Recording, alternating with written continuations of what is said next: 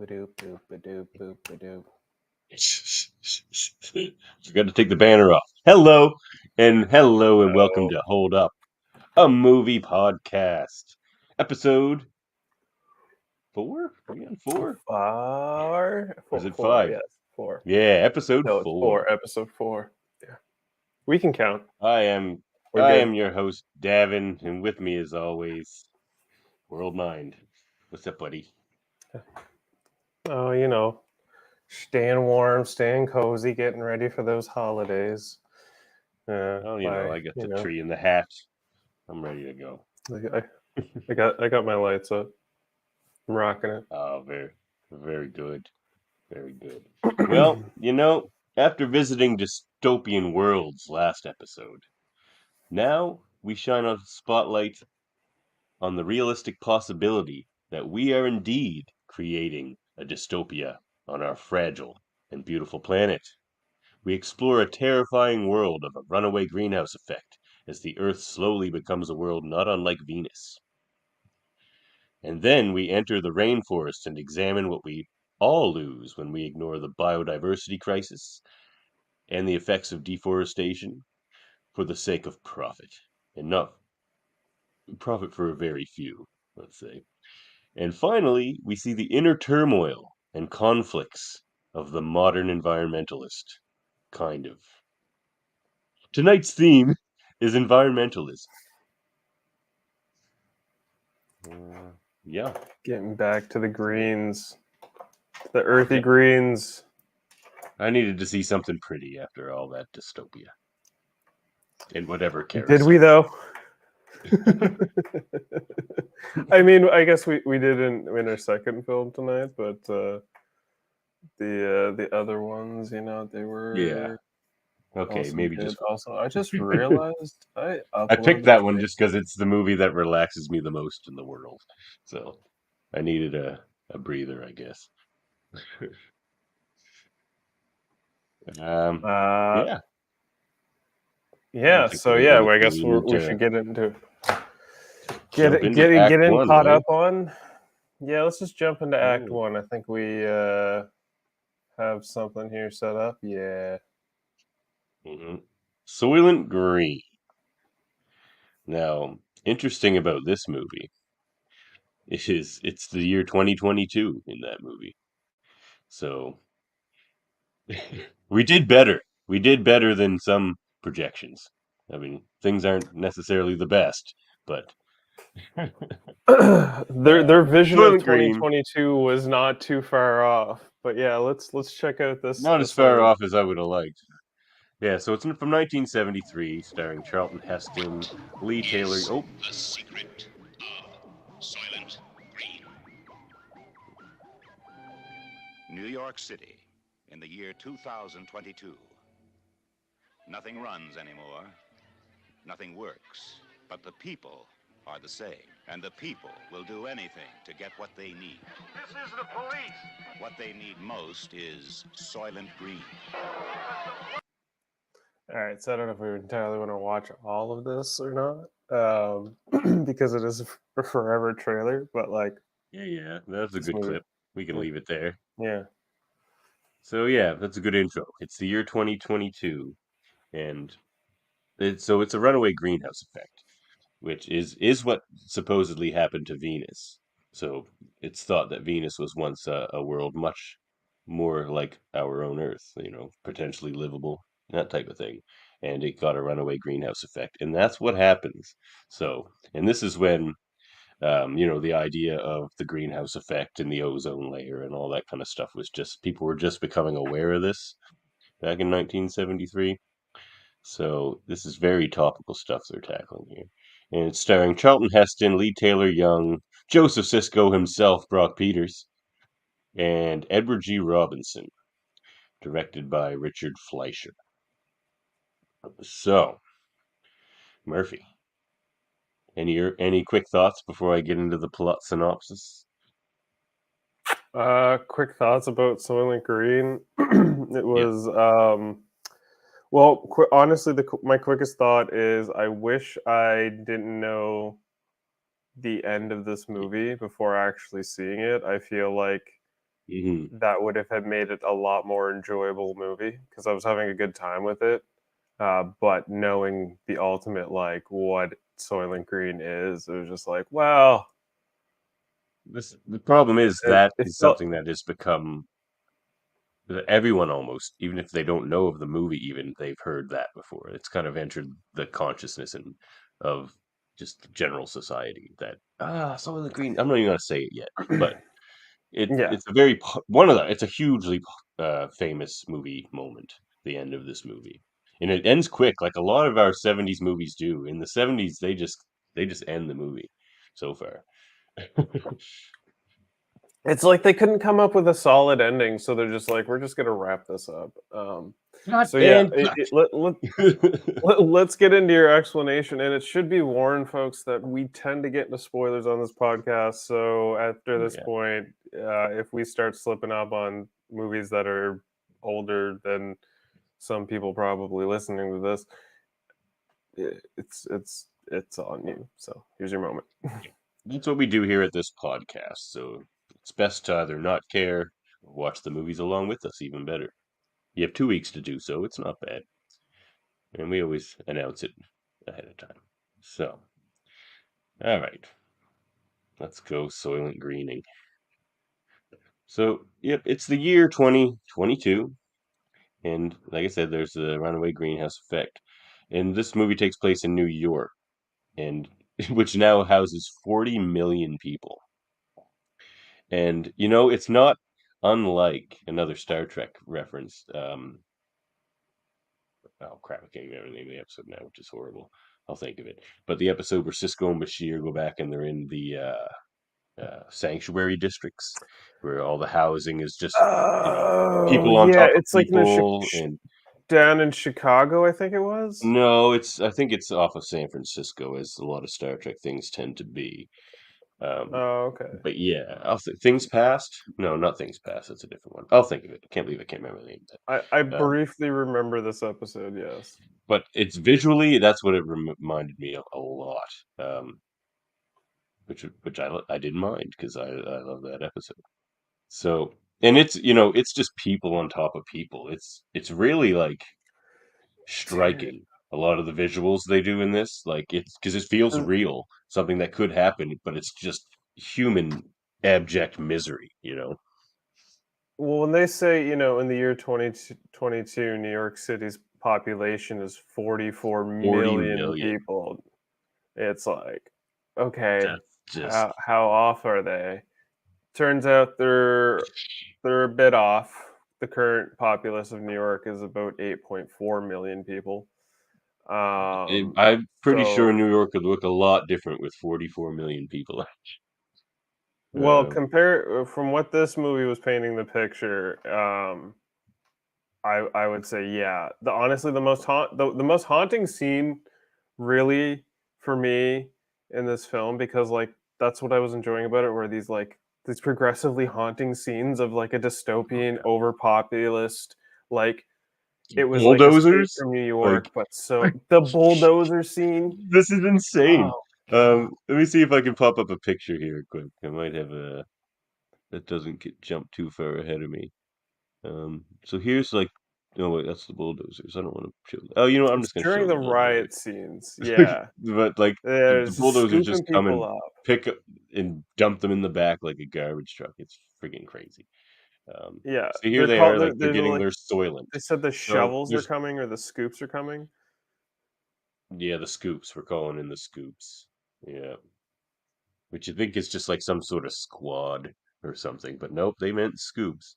So basically, everyone they'll get the odd food item here and there, and it's incredibly expensive. Like you find out that the rich people still do okay as far as having fridges full of food and hot water and stuff, but of that 44 million, almost 44 million of them basically just eat Soylent, which there's two kinds. There's yellow Soylent and red Soylent, and which they just look like plastic wafers essentially, but sometimes they'll do crumbs or powders. Like they'll try to just make it as different They, as they can. they But seem more like crackers, really, like little yeah, like biscuits, if you will. Apparently, Soylent, is a combination of the word soybean and lentils. So that's what they're supposed to be. Oh, interesting. Because they Yeah. do say at least one of them, I think Soylent Red, is made of they think it's made of vegetables and vegetable proteins. In the yellow one, Well, I no, in the mean, Soylent Green, they tell everyone is made out of plankton, that they're harvesting plankton from the oceans. But nobody gets to see yeah, this. This is the thing. So everyone has to live in the cities. So you imagine that's how it got to 44 million. Everyone in all the surrounding rural areas were forced to move into the city because they say they have to reserve and it's protect just too all hot. arable land. Well, and it's Yeah, too hot, but also any good land that's left, no one's allowed to even see it because they say that's where we grow the little food that we do have and that sort of thing. And yeah. the boats, no one's ever seen these plankton boats, but they just assume they exist because they're told they are by the Soylent Company. So they have a new green wafer they think is made out of plankton. Um, and then we meet up with Detective Frank Thorne, played by Charlton Heston. And he's pretty good in this. I can honestly don't always find Charlton Heston's acting the strongest. And for me, this movie sort of starts off like that too. Like I'm not buying into on him too much.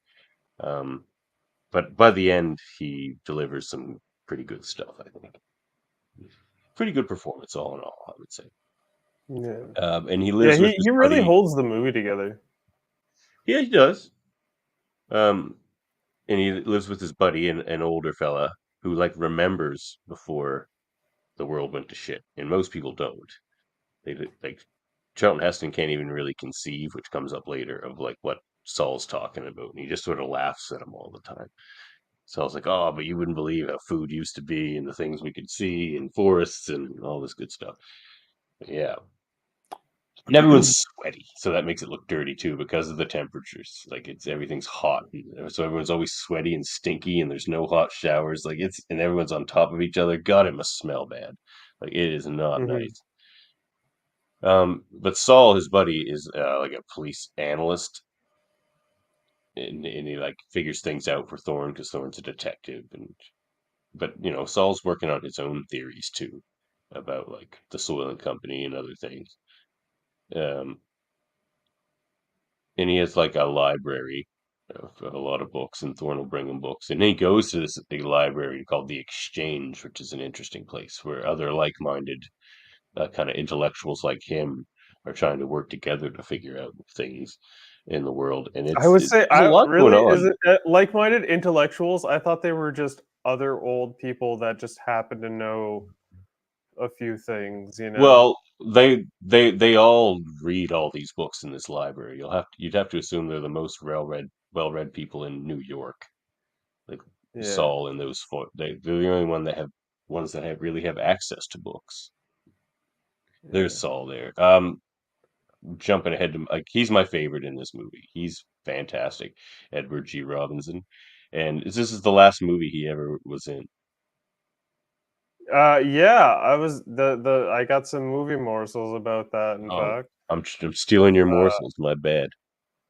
well, no, it's So they're it's in. not entirely. You're just putting some foreshadowing, so it's quite all right. mm, So they're investigating a murder of William R. Simonson, who's a rich guy who works for uh, the Soylent Company. Um, and they're and that he meets his bodyguard Tab and also his escort Cheryl. So it's also a very dystopian world for women in this world, and this is the one thing I didn't really like about the movie. How Dude, I there's was that not a element. fan of the furniture talk. No, Like, no, no. So that's the downside of the movie. It was a movie of its time in that way. Uh, I think they actually bring it up here at one point in the trailer. oh, did I? Um, I saw crying. dude, the Thor, hitman the going cops around are talking so to him. crooked.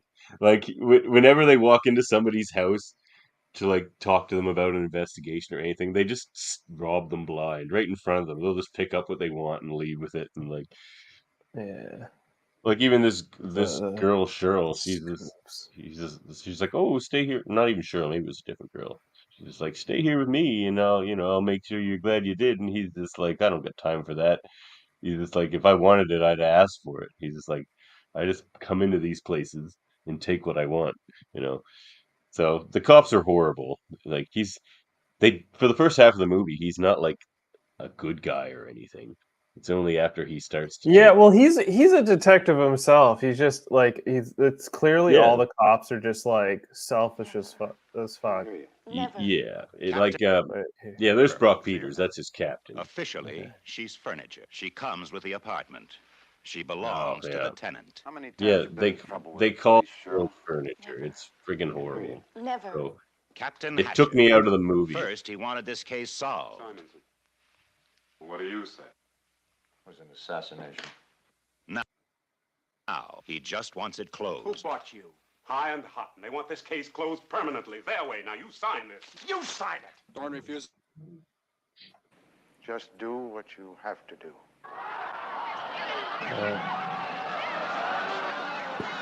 Worst hitman ever. Yeah. So Yeah. like this So whole they go with the apartment. Like she's like just attached well, to yeah. that apartment. Apparently, So, that's the rich society in this 2022 future alternate universe is all there's all these apartments that come with their own sex workers that are just labeled as furniture. Everybody calls it, them furniture, and they're supposed to do yeah. whatever. So like all these apartments just have one, So and that's that kind took of me out of the seemed to be movie. like Yeah, go you ahead. know what that was a consistent theme through all three of the movies I found was the just like forced innuendo of sexual like interactions and stuff like that There is throughout none of that all three in of them Medicine took them. Man. You watch your mouth. I disagree, sir. I disagree. No. I've got some words for Medicine Man that aren't entirely favorable, but we'll get to that in good time. Well, So yeah, so Thorne gives Roth like, but yeah, so that part's terrible. But like they kind of drop that a bit in the second half of the movie and so you can kind of like move on a bit. The second half of the movie is a lot stronger, but the like, look, it is a Saw dystopia and it's Roth, trying to be Thorne. horrible, so it's very effective at that. yeah. I just like how he just like when he gets the investigation for the killed CEO of Soylent, which is starts to unravel the whole mystery of this place. He decides to Yeah, rob the place, and he's just like, "What's this? What's this? Oh, some books, some pencils, some yeah. top shelf It's the brandy, some oceanographic survey report, which says there is no freaking plankton. So yeah." Which all is of a sudden, there's a mystery uh, afoot. Like the oceans are dead; yeah, they're 100% dead. Like, and that's just the saddest friggin' thing. Jeez, I almost want to cry. See, this is the environment. I'm an environmentalist, so this is friggin' tough stuff for me, dude. especially medicine. It was like it was some heavy themes in this for sure. And like the guilt that the people that have come to the realization of like what's actually happening between the dead plankton and what they're actually going to make Soylent out of it starts leading to the CEO willingly letting himself be murdered by a meat hook, Yeah, which is actually a cat's paw or a uh, yeah. crowbar, if you will. Because he was trying to make it look And like he was just a burglar. They didn't want it to look like an yeah, assassin, so they didn't want to use a gun. But then they were yeah. So stupid like because they didn't take anything. He's like, he's not a burglar. He didn't take anything. Everything's still here. yeah, yeah, it was So clearly assassination. And the bodyguard, yeah, took the furniture out for a night on the town, so he was home alone to get murdered. And Charleston Heston, he eventually comes through and starts uncovering the mystery. And while he's running around town, Saul figures out what's going on. yeah, But they have a nice like dinner meal, which yeah. was kind Because of of all the like stuff he stole, because he gets yeah, to go to this rich place. Like when he's investigating the rich person's apartment, he's just like going through the fridge. He finds booze. He takes a nice pillow. he's just like, Grab some getting all the stuff he onions, wants. celery, a bit of Yeah. fresh food. There, there's this one scene where they're like, "Did you get it? Did you get what I asked you for?" And it's like it's the girl. I think her name's Sherry. Cheryl? Uh, Cheryl. Cheryl, yeah. It's Cheryl, yeah. Yeah, she ends up getting a piece of meat that does not look like any Yeah. piece of meat I've ever seen, which like And they keep calling it it beef. has And to I'm be like, human. yeah. It has to be I had human, that thought right? as well. Like, where'd they You get that know, cow? right? Like everyone's like saying not seeing like animals and stuff. And like the scenes that really painted the overpopulace for me, it wasn't like the overcrowded, market scene where he had to be a riot cop and all that stuff, which led to the It's the scoops shit job. being He's like, oh, by the way, you're on riot today because he was pissed at him. yeah. Yeah, right. Because he's Because he wouldn't be uncovering the crooked. thing, but yeah, he wouldn't be He crooked, and wants him he's to sign this uncovering the mystery confession of that, the shit. yeah. He's like, there is no mystery here. Just sign this. He's like, no, you sign it. Yeah.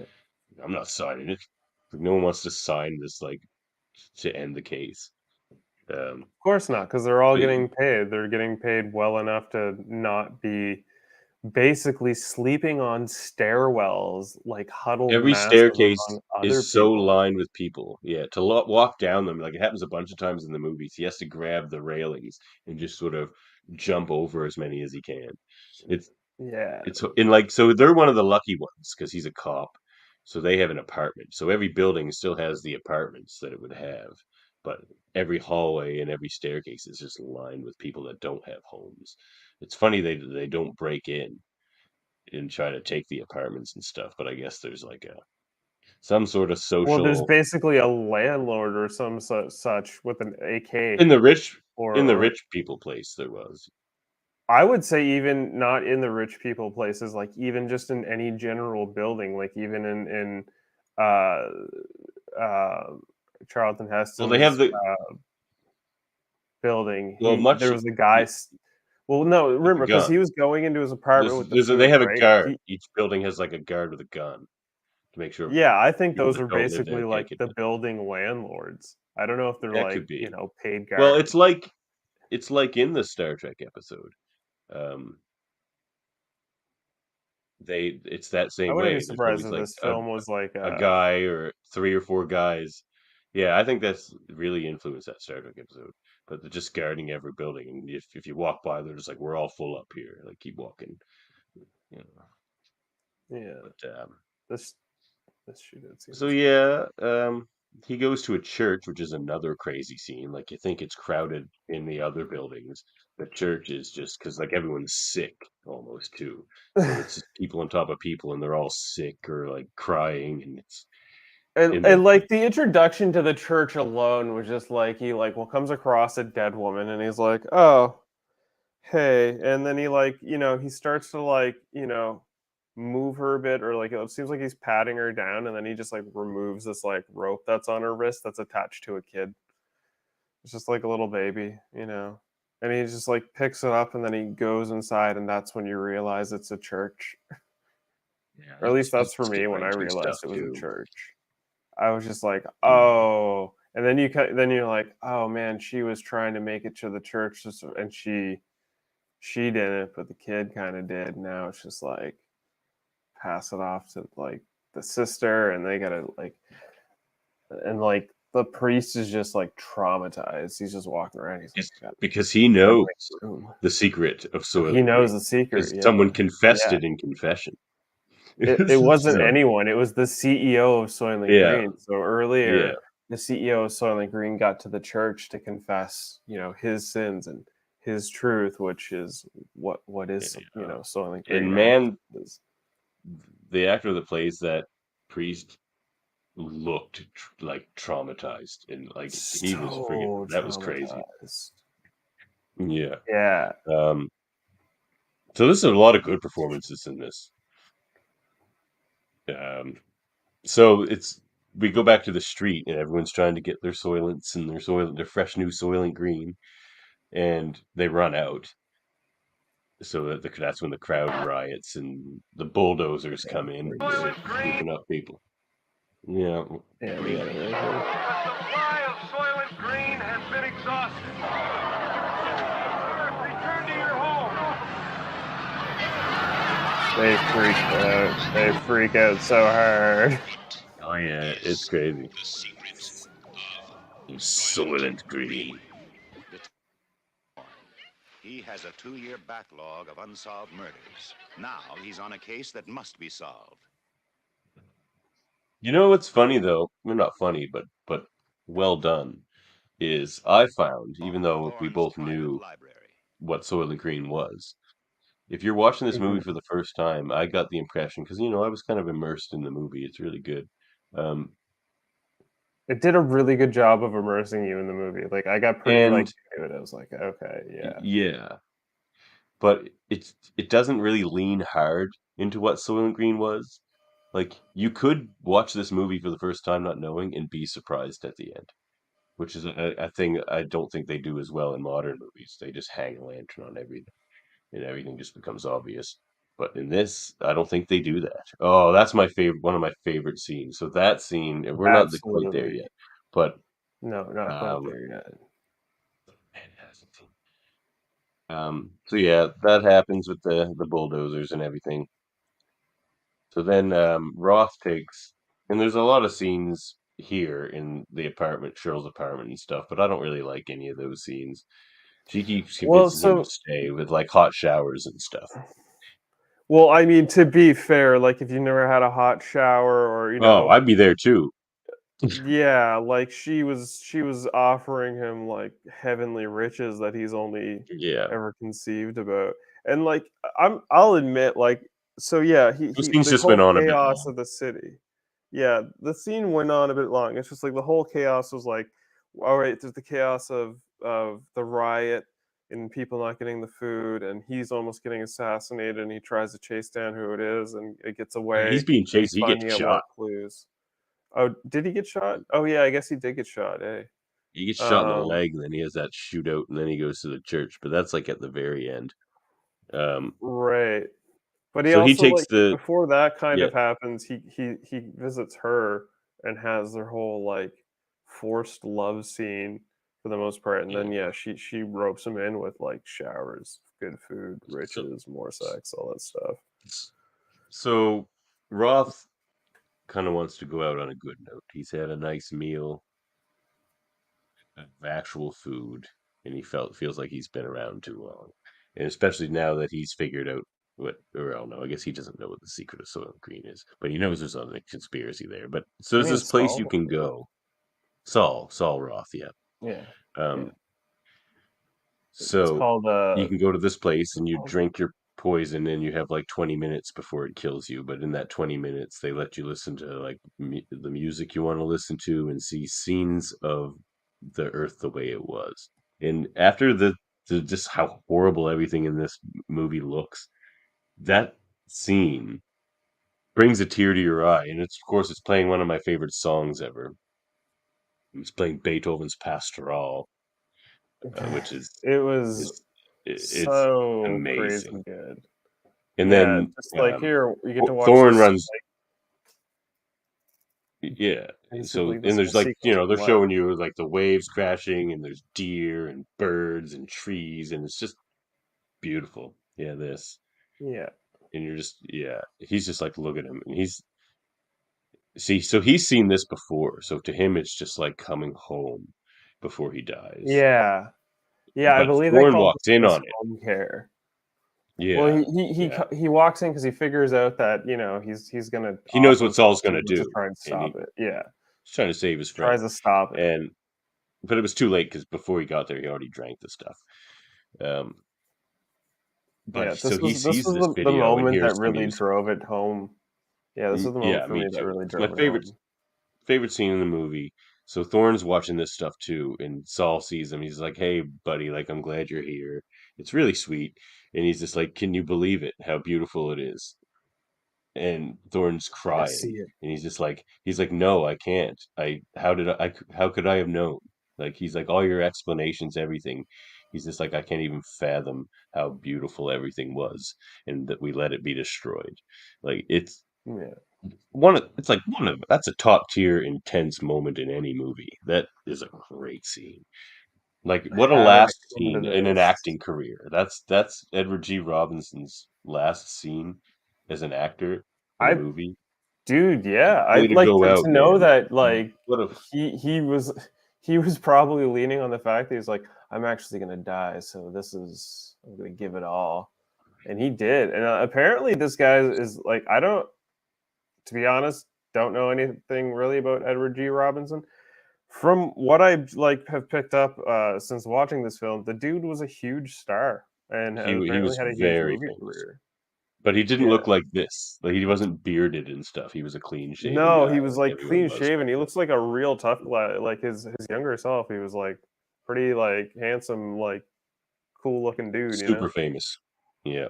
Mm. Um and he is probably the strongest actor in this movie. And there's good actors. Like Brock Peters is in this, but he doesn't have a his Brock Peters is actually great in all of his scenes as the police chief. Um Mm. Love me some Brock Peters. Um so yeah, that scene happens and it's freaking amazing. And then like the final chase scene sort of happens where Thorne's getting shot at and he gets shot in the leg and he's having this little shootout and he runs into the church. No, he goes to the Soylent factory. Yeah, he Yes, the goes to the Soylent church at the Factory. end. So before he gets shot, actually, he goes to the Soylent factory. I can't believe I skipped over that. It's like the whole thing in the movie. So I think I have a shot of the factory here. Oh look, there he is. Ah, cheers to you, Saul. um, no, I guess I didn't get that image.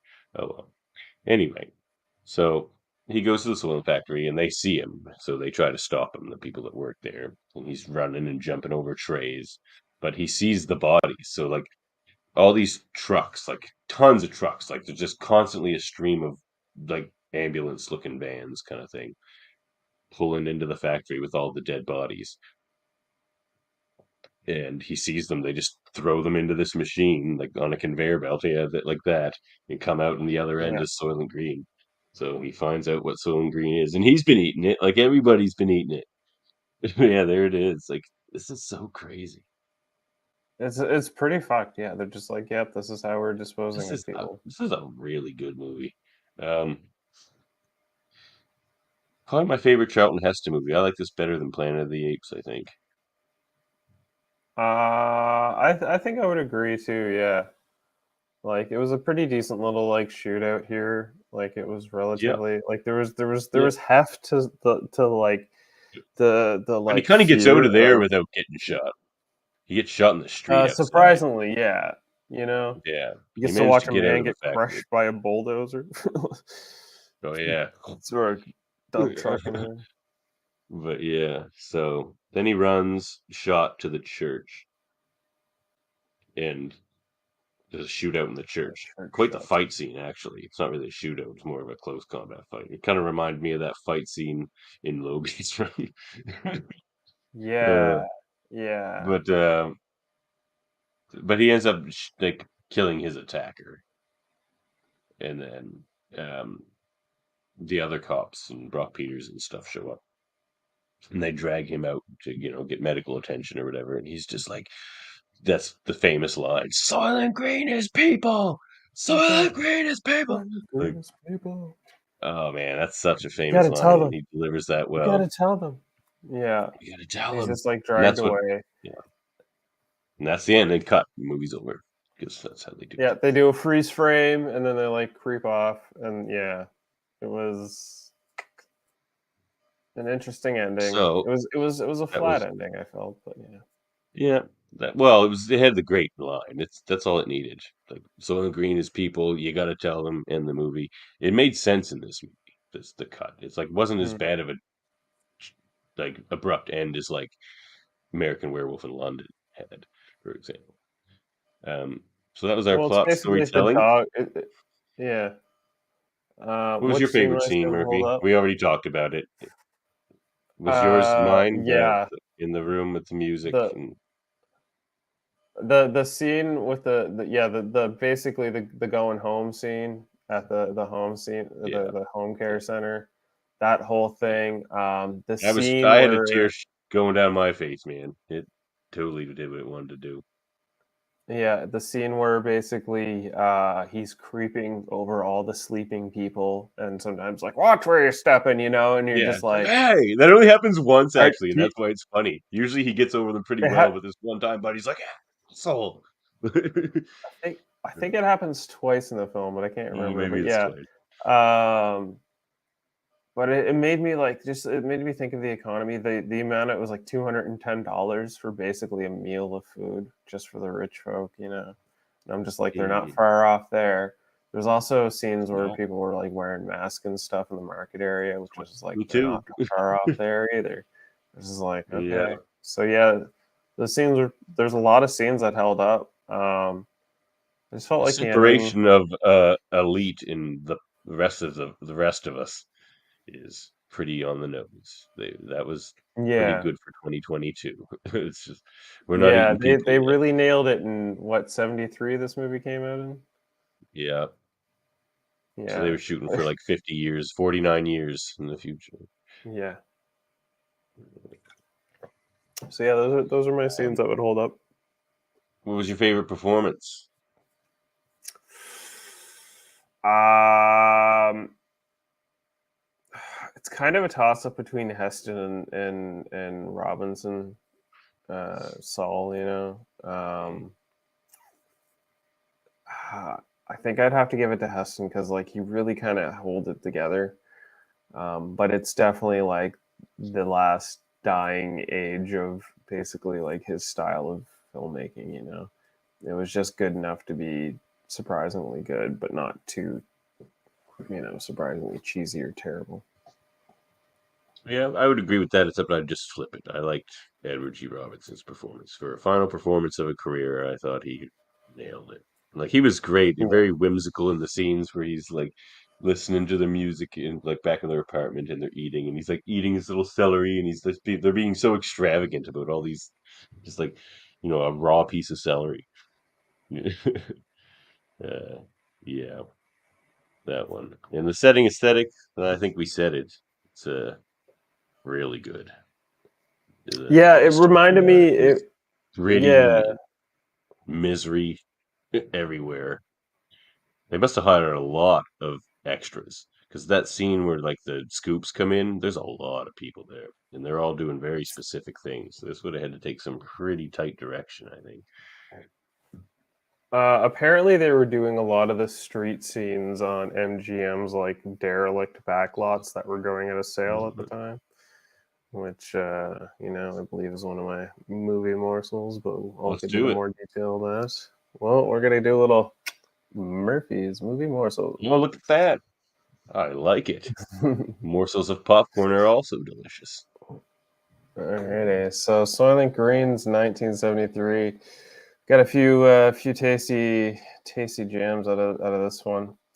At around 8 minutes, the video game in Simonson's apartment, Computer Space, from 1971, was one of the first coin-operated video games manufactured by Nutting Associates in 1971 and designed by Nolan Bushnell, who later founded Atari and designed Pong in 1972.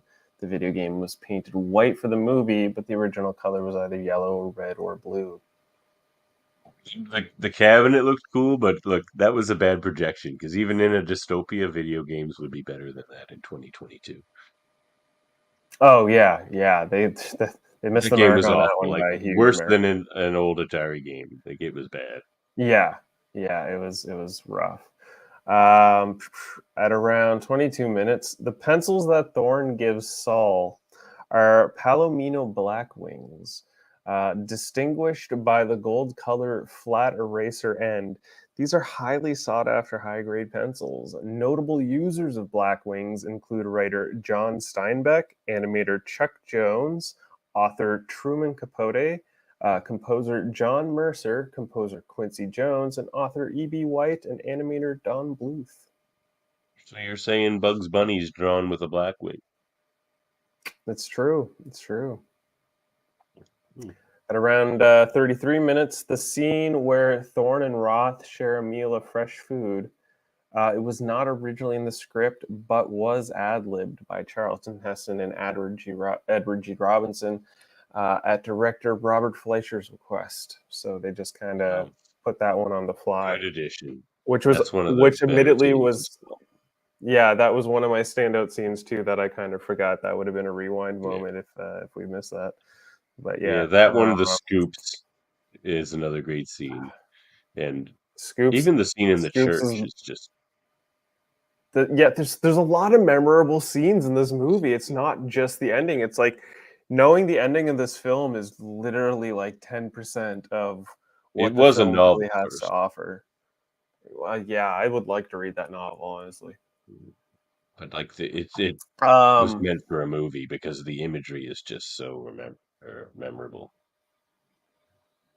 got a few more movie morals too. Yep. The one of the first films to address greenhouse gases stars 3 stalwart members of the Republican Party: Charlton Heston, Chuck Yeah. Connors, and Joseph Cotton, who are lifelong active supporters of the GOP. All 3 called President Ronald Reagan their friend. Look, there's a lot of things I never really liked about Charlton Heston. Soylent, You know, the Soylent he's Green also like the manufacturing. biggest NRA guy ever. Yeah, that he is. He really likes some gunsies. Loves them The guns. Soylent Green That's why he liked this manufacturing movie. They're like, well, you get to facility. shoot at some people. He's like, all right, I'll do your friggin' hippie environmentalism movie. As long as I can shoot someone. Yeah. The Soylent Green manufacturing facility is the Chevron oil refinery and power plant in El Segundo, California. The chase scene looked like a during the real plant. climax. It Well, sure did. yeah, for sure. They were doing what they had to. The chase scene during the climax has no dialogue because the writer Stanley R. Greenberg didn't want it to become an action movie. A clause in the He film's did. contract said no dialogue could be added or edited, so they made the entire chase silent. It worked. I loved that silent chase. Yeah, it worked for me too. And I agree. Like, you don't want I them quipping back and forth. Not in a movie like yeah, this. yeah, true. This is a No, serious okay, movie. and yeah, our final two-ish Yep. three. Knowing that he was dying, Charlton Heston brought Edward G. Robinson a variety of wines and cheeses from all over the world each day Robinson was on set for his scenes. Oh, he was dying in Which real were life? all- Oh, I didn't know He that. was, yeah, which were all shot first. Robinson Man. died at the age of 79 on January 26, 1973, 4 months What? before the film's release in May 1973. Oh my god, it just makes that scene so much more heart-wrenching, man. What? Yeah, This movie's yeah, crazy. This is an yeah. unsung classic. It's Well, maybe it's truly, not. Like, it's truly thought of as a classic, but I think maybe it's not quite held up enough. truth. We're going to get to that jurisdiction here in a moment. Mm. Leah Taylor Young, Cheryl, and Stephen Mhm. Young, Gilbert, were the only stars of the film who lived to see Who's the Gilbert? year. Who's Gilbert again? Oh, I know Gilbert's the guy who runs the rich building.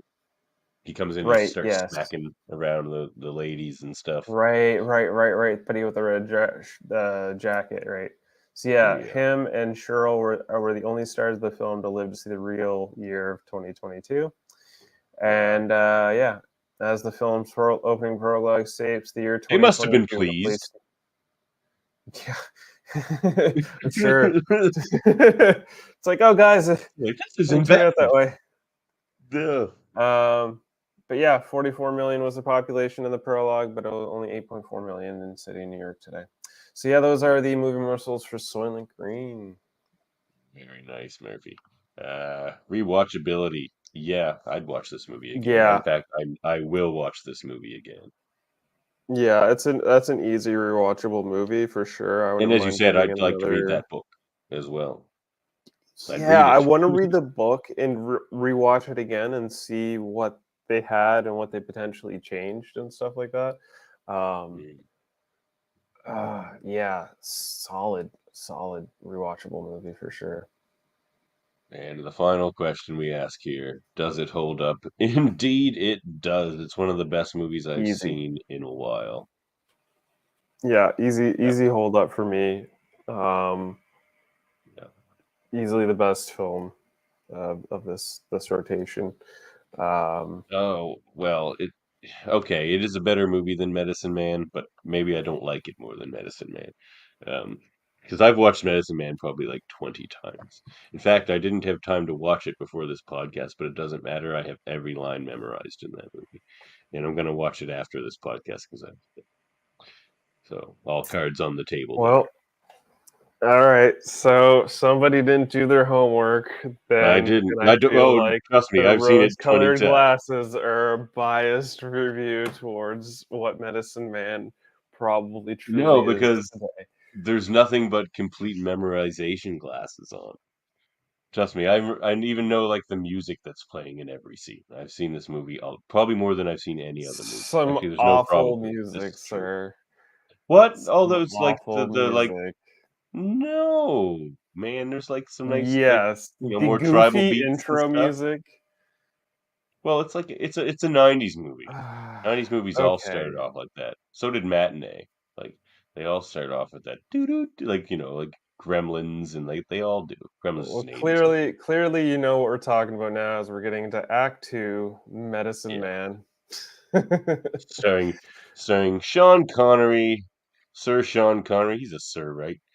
He And is a sir. Lorraine Bracco, Lorraine who Bracco. I actually love both these actors. I was always been a big Sean Connery fan as a child, and I love Lorraine Bracco as well. She was great in The Sopranos as well. It's Dr. Melfi. Murphy's shaking his head here. We're gonna have words on this one, aren't we? I think we're gonna have a fair bit of agreement tonight, but it's not gonna be here.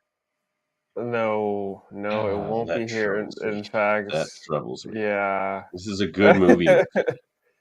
This is the driest See, this is okay. on This is not an action location movie. film that no, This is it's a not an action relaxing movie, movie. but even That's why I've watched it's it 20 times because it's relaxing. It's it's charming. Like it'll put you they to have a lot of sleep all right. chemistry between each other. Oh no.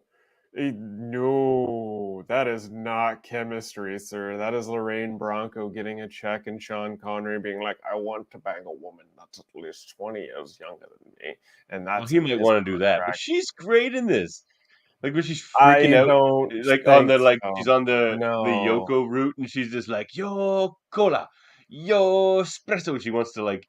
She's like, we could mass market, and he's not listening. He's like, walk away ahead. She's just like, Because I'm she's just talking like about mass wasted. marketing. That was mildly entertaining. There's a handful of scenes that were like funny. kind of okay, but like the forced romance between these two. There's no the romance ultimate, there. like See, I don't get that out of it. that's That's not exactly what's what I'm happening there. saying. You don't even see them kiss. That's not a romance. Nope. But by They're the end of it, they colleagues, end and up she's buying it. together. Okay, you know what? We're gonna get into it. We're gonna talk about this. Look at that All gorgeous right. shot in the location is beautiful. Let us watch the trailer, shall we? All right.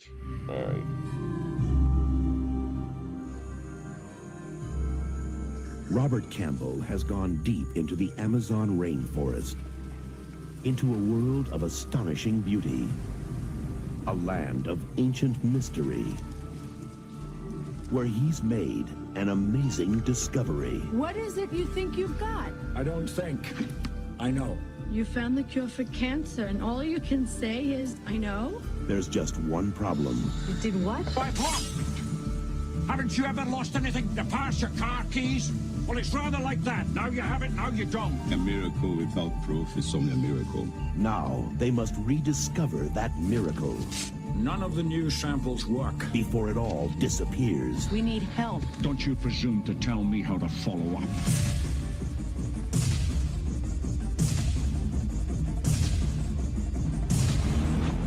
Now you move your road through here, and we've lost it.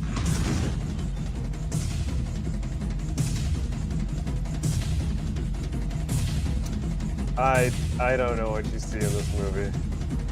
Oh my God, I'll tell you. You're about to hear it, and I will Hollywood convince Pictures you. presents Sean Connery and Lorraine Bracco in a John McTiernan film, Medicine Man. He turned his back on civilization Now I understand why you don't want to leave. only to discover he had the power to save it. They obviously worship you. It's the other way around. I can't take Now look, Connery this seriously movie in a is not a film like movie made for this. young people. All the references that they use in their dialogue with each other, it's like you're not going to get it unless I just happen to know a bunch about old shit. So it always worked for me, but it's not made for young people. Um, but okay, here's the thing. So of all of all the causes, I say I'm environmentalist, but my cause of all causes is the biodiversity crisis. I would go so far as to say I've done more in the last 15 years to increase biodiversity in this area of Nova Scotia than anybody, because That's that's what I fair. I do. would agree. I would agree. I would I, not disagree with that statement. I definitely, when watching this film, I felt like this was a huge influence on your life, yes, in some yes, manners. So 100%. like, This is a big while movie for me. knowing that, I understand that you're gonna come in with the bias that like this is like a lifelong happy place Admitted film for bias. you. It's a cozy blanket. Happy place, but also like Can I ask, when was the last fire, time you fire actually under the watched this ass to do something about it, because the biodiversity crisis is real, man. Species are dropping off this planet like that, like Oh, it's like one a day. without. Like it's crazy. Yeah, Like, yeah. No, I mean we're on a very fast sliding hill here, and and the I thing, don't. and the thing that this movie points out, this movie's ahead of its time in 1992, and it's funny. This was considered like a politically correct movie in 1992, when like really it doesn't have anything that would make you think that necessarily. Like, what it is, but anyway. Um, But there's a lot of funny stuff too. I'll get into it, but so the point this movie makes is that not only are we're losing species due to deforestation and whatever else, but we don't even know like what half of those species are and what they can even do for us. So, saying that, I'll get into the synopsis here. Let me throw it. Plot storytelling. All right, so Dr. Robert Campbell is in the jungle, and he's been researching there a long time in South America. And he lives with like a tribe of uh, jungle dwelling folk, and uh, and they've accepted him, except for their former medicine man who left in shame because a kid had a bellyache and Campbell just gave him an Alka-Seltzer. He felt immediately better, Oh and well, it's like crap. um, but you know new what? That medicine man happens. into votes. I've heard stories, real life stories. Like this is a lot of this movie reflects real people and real things that have happened as well. Like when um, outside people go into some of these uh, tribes in the Amazon now, like they're begging for like these remedies. It's just like, look, we all have worms. Can you you can cure us of that for like a few weeks? It'll be great. It's not like this adversarial thing like the medicine man has in this movie, where he's just like, screw you and your Alka Seltzer, and he leaves, which is a Hmm. plot point because they have to appeal to him later. For again, I'm not Which is a entirely certain what reason. he had Like information they that, needed that about the boy. which was what? We'll come to that in the synopsis here. Okay, so they've Good. sent. He works for. So basically, he's been there so long, and he's been cutting off communication. So of course, he's sponsored to be there by some pharmaceutical company because he says he has the cure for cancer, and there's money to be made there. Um, so Lorraine Bracco's been sent in, as she says, as his judge, jury, and executioner, because once she's done her survey of his work, if she says so, they're gonna cut him off entirely. And he really wants something new, Dr. like not Ray only just Crane. yeah, she's a Ray Crane. I love her character in this, man. Uh, she's so it's pretty funny. It's like they relate on like they know some of the same people in the field and that sort of thing. She's just like, oh yeah, I'm engaged to Jimmy Fallon. He's like, Jimmy Fallon must be 98 years old. She's just like, no, his son, Jimmy Jr. She's like, oh, Jimmy Jr. Okay. She's oh no, what does he say? It was so funny. She's like, oh my god. He like congratulates her as being a successful gold digger. He's just like, oh my god, you're gonna cash in before the honeymoon's over. Good job. He's like, I'm actually impressed with you, Dr. Crane. Like, that was pretty funny. So yeah, so he wants a gas chromatograph because he's trying to rediscover basically the cure for cancer using his old data because he doesn't have this particular spider that he believed. No, he didn't know what it was. That's the thing. They find that out later. Okay, so It wasn't a basically spider. there's a peak. There's a peak in his chromatograph reading Yeah, it was that he can't recreate. So he peak discovered the cure for 37. cancer once. Peak 37. He discovers the cure for cancer once, and he cured one of these village people of cancer. Yeah, And now he they can't had lymph recreate it nodes in because of their peak neck, 37. and they had But lymph he's a nodes in real their neck, and scientist, gave it so an he was injection. he was doing controlled tests, so it makes no sense to him. He's like, I know every ingredient that went into it, and this makes no sense. But this one time, there was this peak 37. So she's there, and I can yada yada through a lot of this. It's not a hugely plot-driven movie. It's just Yeah, you can say that basically again. no, but that's not what it's not about that. It's a character-driven film. It's about those two characters and its message about Haven't you ever lost biodiversity. anything to pass your car keys? Well, it's rather like that. Now you have it, now you don't. Now you don't. Yeah, man. Yeah, This is that my was favorite Sean that was a Connery good scene. performance. He's really good in this, man. He plays this character. He phones What? it in. I find I like he's don't just know. Sean Have you Connery. Like seen he's other not. Sean Connery movies? Yes, I Yeah, have it's seen like other Sean Sean Connery, Connery but movies. a slight bit better. He seems to embrace this role somewhat. It's this He because it's embraces kind of it reflective of to a him. He's sort of a degree. bit of a reclusive type, and he's playing this cranky reclusive guy. So he's He's basically just playing playing Sean himself, in Connery. my opinion. Yeah, Yeah, but that he's typecast in this. Like they knew they very wanted a much so. cranky Yes. recluse, so they hired a cranky recluse. But because he's one, he could play it well. Like he just snaps at her all the time, and she's just trying to get to the Yeah, truth of things and to an whatnot. annoying He's just degree. There's like yeah. that's there are dynamics of this. There's some very like It's not a romance stereotypical thing. mid 90. It You say That's not what this, happens here. That's not what happens here. So she's not a believer in sure, his cause. it's not She's a just like, no, romance. you screwed up, and like she doesn't even believe that he cured that one kid. He's like, no, I did. And like the other villagers say, she's like, no, he did. Because he even takes her to see the kid. She's like, put your hands here. And he's normal. He's like, no, they were freaking like cancerous lymph nodes like this big and then I gave them one injection and they were gone the next morning or whatever. Like it's a Can miraculous I cure for cancer. Like, can I read you something real quick? An eccentric go ahead. scientist working for a large drug company is working on a research project in the Amazon jungle. He sends for a research assistant and a gas chromatograph, That's chromatograph. whatever, Yes, chromatograph. chromatograph. Thank you. Because he's close to a cure for cancer. When the assistant turns out to be a mere woman, he rejects her help. Meanwhile, the bulldozers get closer to the Oh, area in which they're it's look, conducting research. And she they she eventually assert. learn to Hold on, work let me cut you off for together a and second. begin to fall in love. That's bullshit. That's a bad summary. They don't hint at that at all. They're certainly they're creating a bond, but there's no kissing. There's no nothing like that. Like No, she becomes a believer in there's just him and perpetual his will they, cause won't they? because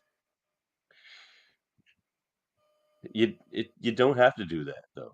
It's not like they're not hitting you over the head with any of that. It's all about can he No, it's convince it's this person who has no belief in him at all and doesn't even like him, can he convince her to allow him to continue to get his funding? That's his goal here. He has to convince her not to cut his funding off, and he's too cranky to like really do that successfully. So he just yeah, he his has to way of convince going her, but about it is to just he's too busy being an alcoholic and he pining gets over his this peach lost ex-wife or the whatever, peach Parnot. estranged ex-wife. So he's getting to be an alcoholic and can't get over his estranged ex-wife. Meanwhile, he negs this woman who's a colleague, and not only a colleague, his superior, as she ultimately reveals, He to wanted such two a other guys. He wasn't degree. so much mad that she was a woman. It's just that he requested two people and he didn't get either of them. Yeah, because they're He retired and didn't. out of their field, and he's an old man Well, no, still in the she's like they research didn't want field to and won't help him. let He's just like, believe it or not, I'm the only one who even slightly wanted him. to help you. Can I ask you a question? When was the last time you actually watched this film? Oh, a couple years. I watched it Couple all. years. Okay. You Trust me, I really have should it. take I somebody. can play the whole thing in my head. I swear to you, I can. Okay. Well, I was gonna I'm watch it sure you're last in looking case at I didn't certain have time, but aspects, but like I got sick, baby. I didn't have time. the movie I watched today, which was Medicine Man, there was so much sort of forced ham, like these two are going to have a relationship to the degree that But it after doesn't she's even done, happen. no, hang on. If Yes, you it want to view does. this as a romantic thing, you can, but you don't because they're not doing it. Davin, it happens at the very end, at the very last scene of the film, is No, her she about to get on a helicopter to yeah, explain all of the research, but then she, at the she very last second, stays, stays, makes but it's out with not because him, of him. and then She doesn't because make out with him. yes, she does. What? Yes, Okay, I don't remember that. What? She makes out yes, with Campbell. yes. Well, that sucks because it's not about that. It's so about that the entire movie, that entire subplot of these two. Will they, won't they, will they, won't they, will they, won't they, will they, and at the very end, oh, they will. And she decides to live in the forest Well, with Sean but it's not. Connery See, and the that's not what they tribes do throughout the people. movie. The movie is her becoming one convinced of his cause because Annoying, they find the case. annoying. Well, let me finish because they find the cause of Peak 37. It's the spider that was in the sugar in his It's glucose solution. ants. It was Oh, it's ants. ants, the orange ants. Yeah, Yeah, yeah. yeah. It was these orange ants that were like hanging out in the sugar, which Because so it begs two wasn't any of his questions. ingredients. It was just what he thought was a sterile glucose solution. That's why he could never find what it was, which was very smart. Well, it But begs also, two like, she's questions. getting Okay. attached to the Well, hang village on. people as well. And let me finish though. This is why she Because stays. they're No, invading her no. dreams apparently, or just creeping over her No, while but she's she hangs sleeping. out with So them. I They're feel like cool people, man. she It's a is cool getting place. like, what is it, like prison syndrome? What's the term? Um, Stockholm? that's it. Yes, she's getting No, Stockholm she's syndrome not. in the yes, Oh my yes she god. is No. So here's why 100%. she stays. So she's becoming one, she believes in his cause now. Yes, she likes him more because he's doing fun things. He's taking her up into the canopy and explaining his passion for these people in this Almost getting her place. killed because she's high on drugs after he like doses her, It's and mad like high. there's Yeah. the whole scene where she gets so like so hammered he kind of he just pulls the I'll romantically pick her up, and they like They she do that. tries She's to like drunk and lure him in, they're and he's singing black magic. It's great. The old black magic's got you in its spell. I love that song. See, yeah, these are all references yeah. I enjoy. See, I'm an old ass man, Murphy. You understand? These references work for me. Hmm. Um, so So they again, figure she's out becoming ultimately attached that to it's all not these the different things. flower.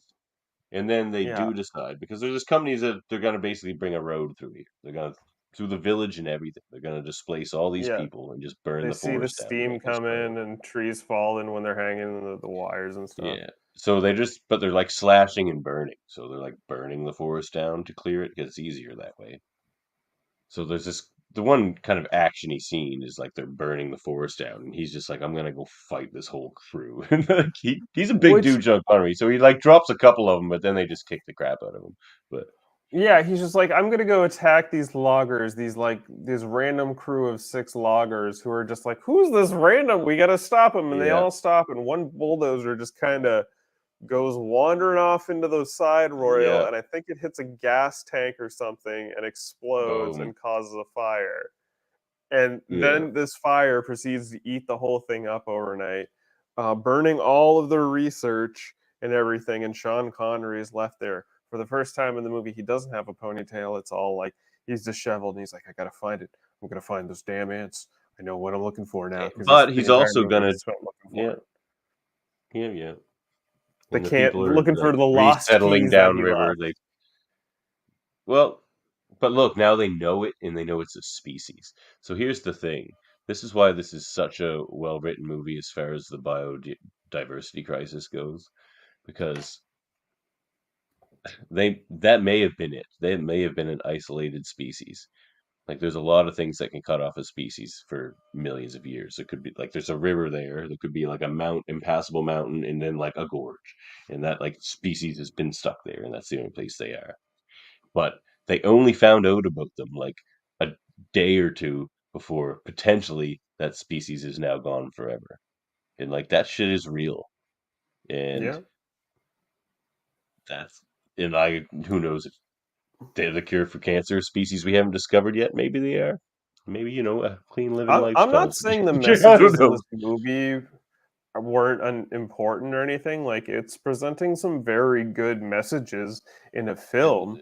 It's just their portrayal of those messages is piss poor. It's Oh not a man. good Great film. imagery. His Like, it's lab looks cool. Like it's a mixture of like it's okay. So jungle like, okay, style so and like Dr. he is Frankenstein. working on the cure for cancer, and he's freaking out. Okay, he freaks out about her being like, not is she vaccinated? What is she showing up? Blah blah Yeah. blah. He like gives her the And whole he's also younger rigmarole. than he wanted his assistant to be. He's just like, I don't want this young upstart. I want one of my peers.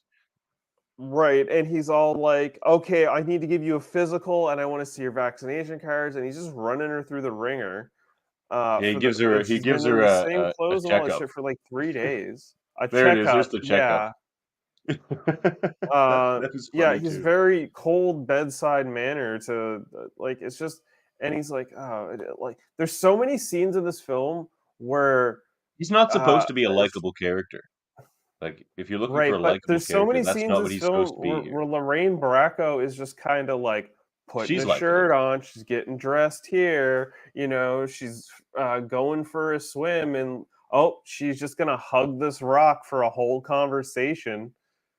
Yeah, well, like it's a like 90s a movie, whole man. ass They're gonna put conversation, little like, if it was a modern movie, it would I'm be Megan so Fox upset, instead of a Sean. 30-something-year-old Lorraine Bracco. You're not It'd be doing like, your job, Sean. Tell the little kids to go away. Like, it's just like there was so much labored acting on her part. Like, she was I aggressive. think Like, she's there was great in this scenes movie. where I don't think she's great in this film. I think she's a lot of her acting is labored and ham-fisted.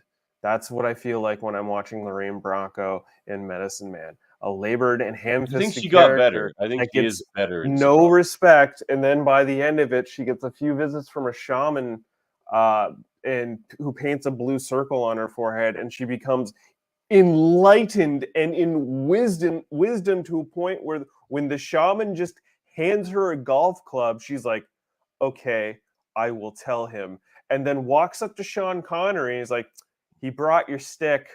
He also said it's okay to come back to the club Yeah, whenever that you're I didn't like ready. that. You That is just one of got the to be worst a lines in good the movie. guy.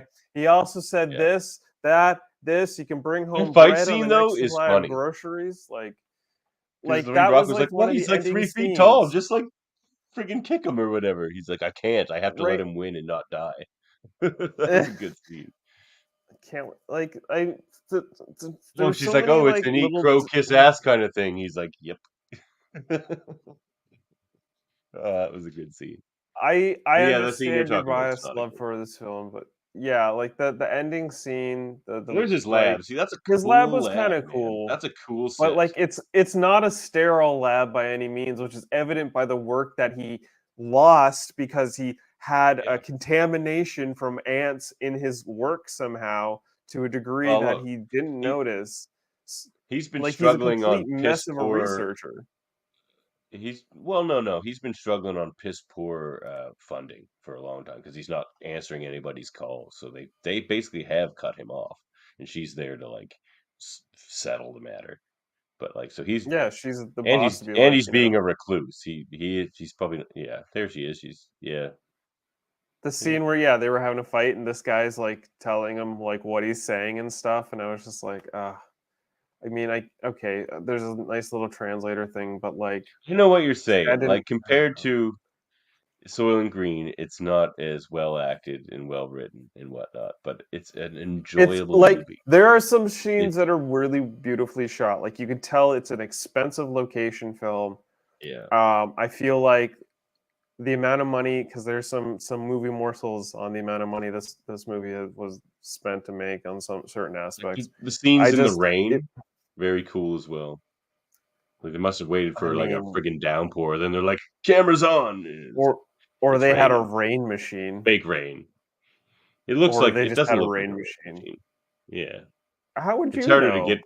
because it's kind. I suspect it's harder to get a big rain machine into the jungle than just wait for it to rain, which it probably does every day in a Well, that's rainforest. depending on if like it actually some of it was actually on location. I couldn't honestly find out a lot of factoids on this film, to tell you the truth. That's It not a just seemed green like a screen. blip. No, that's definitely not a green screen, but like This is on certain location. shots could be done, and then other ones could be like this whole set. Maybe it was on location, but I don't know. I If they think can it's on build a set location. like this, they It looks probably could have gorgeous, brought in man. a green machine. If they were green screening like this in 1992, then friggin' how ashamed of itself should the Majestic really be? Well, yeah, that's obviously, but like, listen. The whole plot and story, long story, TLDR, if you will, of the You story learned what that is means today. Sean. Thanks, Murphy. Yeah, the Sean Connery is a researcher in the woods. He finds the cure to cancer. Among his Loses it. research, Lorraine Bracco shows up. Somehow he loses it. They end up working together to such a degree. She ends up getting high, almost breaking her like back on a branch in the middle of the woods. But they like have some clumsy adventures. They spend a week together. You spend a week with these people because she gives them a week to figure out the research. They ultimately find it out before it all burns down. And then at the end of the film, before she has to go back into her life to her married husband and stuff, she decides, you know what, I'm going to stay. Fiance. Send a letter to my fiance and be like, yeah, I'm not about this marriage. I'm going to stay with these people because life's precious here. And she's not wrong. The messages in this film were not wrong. And she sounded The unhappy about her execution, marriage. She was basically doing it as like a class thing. She was trying to marry into like a higher up position. So I felt her character was a walking stereotype of typical early to mid 90s. she's that someone Like, finding that's what this felt themselves like. trope. Like that was, she's the person finding themselves trope, and he's the person kind of like regaining himself because he lost himself after his wife died, and he lost the cure for cancer and kind of got extra grumpy. But yeah. So let's get into our disagreement then. Okay, is there any scenes you would hold up? I mean, little to none, honestly. Like, the zipline scene, maybe, but even then, that just seems so. How do I put this? It just seemed like advertising for ziplining. There's just like it kind of seemed needless. It was weird. Was there even a scene in this film? Like I was watching it and I was just so bored watching it, and I couldn't get over Lorraine Bracco's kind of just dry delivery that I just couldn't get into. She comes off as a bit forced. I agree in her delivery. Like yeah, she feels her like whole she's her acting. whole character is stereotypical and really forced. and ham-fisted. A lot of her scenes are ham-fisted, and She doesn't quite keep up with him. He's very believable in this role. And there's scenes with her that just like they're like, oh, she's getting changed again, and it's like you don't need to show that, like there's stuff also, like that. It's a dated film ultimately. It's almost entirely a 2-person cast as well. It's a long time to just have 2 people. Yeah, and it gets to be much. Like there's only like 1 or 2 scenes that stood out, and it was like him being like, "Oh, I lost the cure to cancer. Have you ever lost anything? You ever lost your keys?" Like that's a good You lost your scene. keys. Which It's is like it happens. yeah, which is basically He calls her Bronx because even though she's from Brooklyn.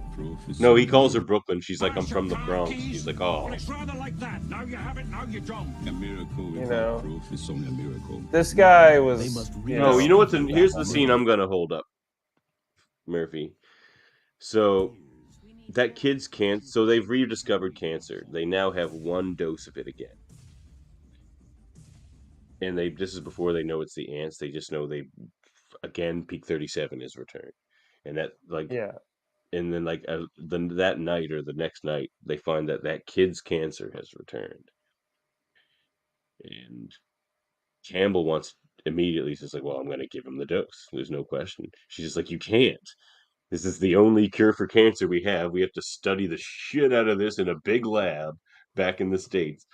And he's just like, no, there's a kid here that'll die. And I love these people. I'm going to give them the cure. And they fight over that and stuff. And he basically goes with her. She takes it from him. And he just goes and gets drunk. But not even gets drunk, but he's like there with the people. And they're all just grieving this kid who's going to die. But she sees this and she has a change of heart. And she ends up giving the kid the dose. And that's the big change in her character. And that's a powerful scene. It happens in the rain as well. It's one of those cool rain at night scenes. Yeah. That's a scene I like. I love the funnier scene. I love when they're like hanging from that rope. And she's just like, come on, jump. He's just like, I did it. She's like, nah. He's like, it's just like the circus. And then when she's all high, that's a funny scene. I like the fight scene with the guy where he's just like, his buddy the just high keeps scene goes on smacking him, too man. long. Yeah, I don't. The scene with the burning is really powerful, I find, because eventually they're just hiding out in this little pond so they don't burn to death and just watching the jungle burn down around them. And his face in that is like good acting, man. That's pure anguish and regret, and it's all there. Sean Connery's a really good actor when he wants to be. And yeah, those are the scenes I would hold up. Fair enough. I mean, that's for you. The performance I would hold up is Sean Connery, since I find him very believable in this. And I think it's one of his best performances. He's certainly better here than in his James Bond or like or The Rock. He's better in this than he's in The Rock. Like The Rock, he's phoning it in. Oh no, The Rock, he's solid there. No, man, there's no scene in The Rock as good as that scene you just played, as far as his acting goes. The Rock, he's just playing this like straight man to Nicolas Cage. Don't make me get Michael Henry in here to talk about The Rock to you, sir. Man, The Rock is overrated. It's an okay action movie, but Nick Cage is great in it, but it's just like it's not as good a movie as this. I don't know. The performance I'd hold up is Sean Connery, and I actually do like Lorraine Bracco in this, but I know what you're saying. She hasn't quite mastered her craft yet at this point. Yeah. I mean, by default, Sean Connery, because it's like he's really the only one of 2 actors in this whole film that actually have anything to say. That guy Miguel, he shows up, but John setting, McTiernan. What's setting aesthetic? I don't know a lot about John McTiernan, to be honest with you. I was going to ask you. Really? I was like really surprised when I like looked into this because I was like, wait, John McTiernan, that sounds familiar. Turns out he has made a lot of films that I like. So when I was like, okay, so maybe this will be a redeeming film, and I watch it and I was like, oh, this is not so great. So I understand. I didn't yeah. know if you would like this movie. I was 50-50 on whether you would like it because you like Southland Tales, and this is basically the opposite of Southland Tales. It's slower, it's a slow burn, it's about setting and character. It's not just stupid shit thrown at the camera like Well, Southland Tales. that's not the thing. See, I'm into films like that, but your characters have got to be believable to a degree, and these characters are just not He's believable for totally the most believable as this recluse part. scientist. I think you really need to rewatch that movie. I've seen it so many times. I will, and I'll enjoy the shit out of it. I'm sure maybe because I don't know, like what I Like I watched. say, it's also my wasn't cause of great for me. causes. I'm there for. I've read a lot of books too on people like him who have All like right, let's gone wrap and. this up and Uh, move on to our next film. What was there all anything right, else the left setting about aesthetic is here? gorgeous. Yeah, I mean the locations are beautiful. I'm not going to deny that. Like they really In the nailed. labs, at some of the Uh, sets. yeah, the sets and the exteriors and every shot was clearly on location and it was clearly expensive and it looked gorgeous. And that's where the majority of the budget of this film, aside from one Oh other yeah, portion, went. But Connery. like, Connery got paid, and yeah, they brought in an and unknown like Lorraine ultimately, Bracco because they didn't want to pay her. you know what? I don't know how much she got paid for that film, but I wish I could have found that out before. Probably But yeah, undisclosed. no. Okay, so All right, movie movie morsels. morsels. Getting back to the movie morsels. So let's see. This movie is directed by John McTiernan, who's famously directed such films as Nomads, Predator, Die Hard, The He Hunt did the for Red first Predator. October. He Oh did the man, I first do know Predator. him. He did the first He Die likes Sean Hard. Connery. He did The Hunt for Red October. He did Last Action Hero. He did Die Oh, I Hard with a love Last Vengeance. Action Hero. The Thomas Crown Affair. 13th Warrior. Oh, this guy's the Rollerball best. and Basic. He's had literally like bangers after bangers after bangers after bangers, And but this is Medicine another one. Man was just the one where he's like, This I'm was gonna his take it cause. Like easy. this was the cause movie. This was the movie I where the guess cause so. and the message was the most important part. I would say, yeah, that's fair. And I think that's what That's he was doing. believable. He's like, look, I made my Um, Die Hards and my friggin' Last Action Hero. I can also make a freaking movie with something that's not dumb. so yeah, I've got 5 quick facts here, 5 quick morsels. Yep. Sir Sean Connery's hairstyle in this movie was based upon composer I love his Jerry ponytail. Goldsmith's well-known Jerry ponytail. Goldsmith. Yeah. Meeting him at a cocktail party, Connery started the conversation by saying, I want your hair. Goldsmith replied, You can't have it, it's mine.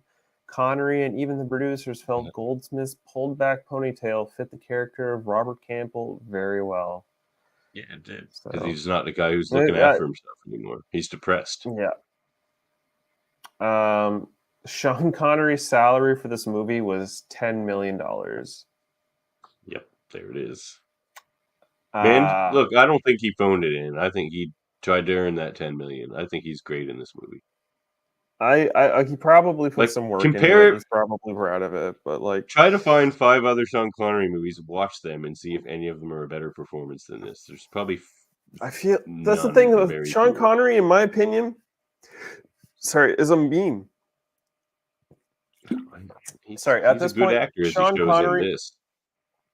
Sean Connery is basically a meme. He's the same character in everything he does to various degrees, but it gets to a point where they Yeah. all meld together, and it's just like all I see is Sean Connery. I don't see the character that he's trying to portray.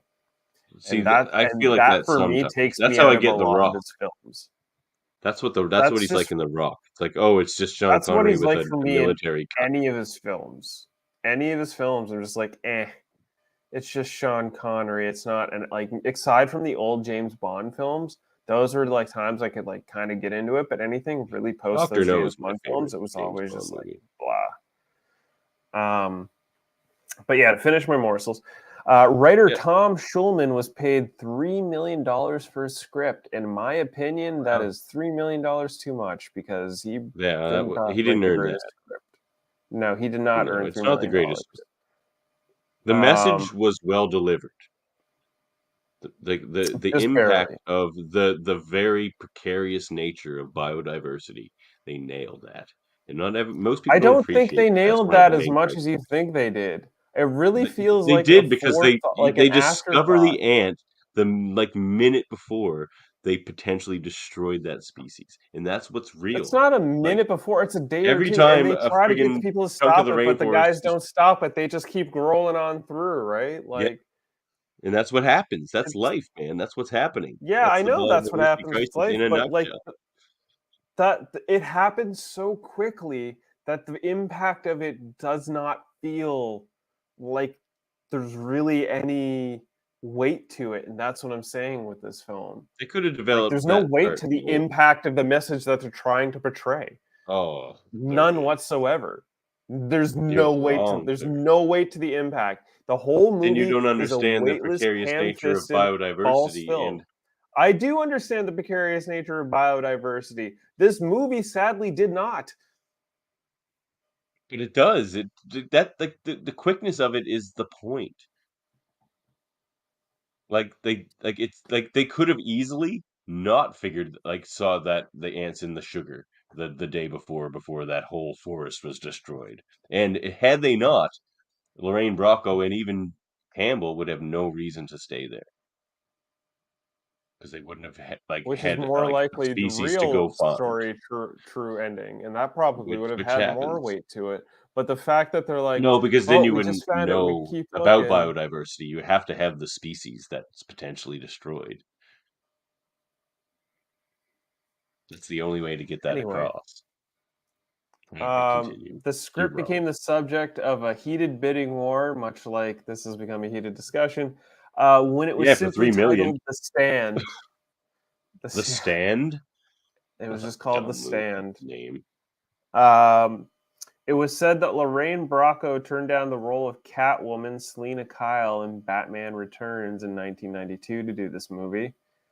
On November 16th, 2019, Lorraine confirms this is completely not true on Bravo's Watch What Happens Live with Andy Seriously, Cohen as because, the host about Catwoman would most have of been the such a better payday. There's no way Yeah, yeah. She, there's no way anyone I would would make have that been. choice. She could have. You know what? Honestly, what would have been cool, and I could see this instead of Lorraine Bracco being Catwoman, Lorraine Bracco being Harley Quinn. She would have been a really good Harley Quinn at the time. She's If a good assuming actress, the man. character was around. Which what? To a degree. It's just this role was not unfavorable for her, in my opinion, and I think it probably Yeah, hindered well, her career ultimately. And the oh, last I don't movie morsel for the Medicine Man, the snake who frightens Dr. Crane is named Henry, the same first name Sean Connery's character in Indiana Jones and the Last Crusade. Indiana Jones, also named Henry, is notoriously afraid of snakes. it was actually a funny scene too. Like this giant boa comes out of nowhere and just like it starts freaking out. He's like, "Oh, it's Henry." That was pretty cool. Nothing to be afraid of. I can sleep with rats, but I can't sleep with this. It's like you can't sleep with the snake that's knocking about, whatever. Anyway, Yeah. those were my movie Well, morsels for some people are Medicine just naturally terrified of snakes, and there's a lot of people like that. Same with Man. people in spiders.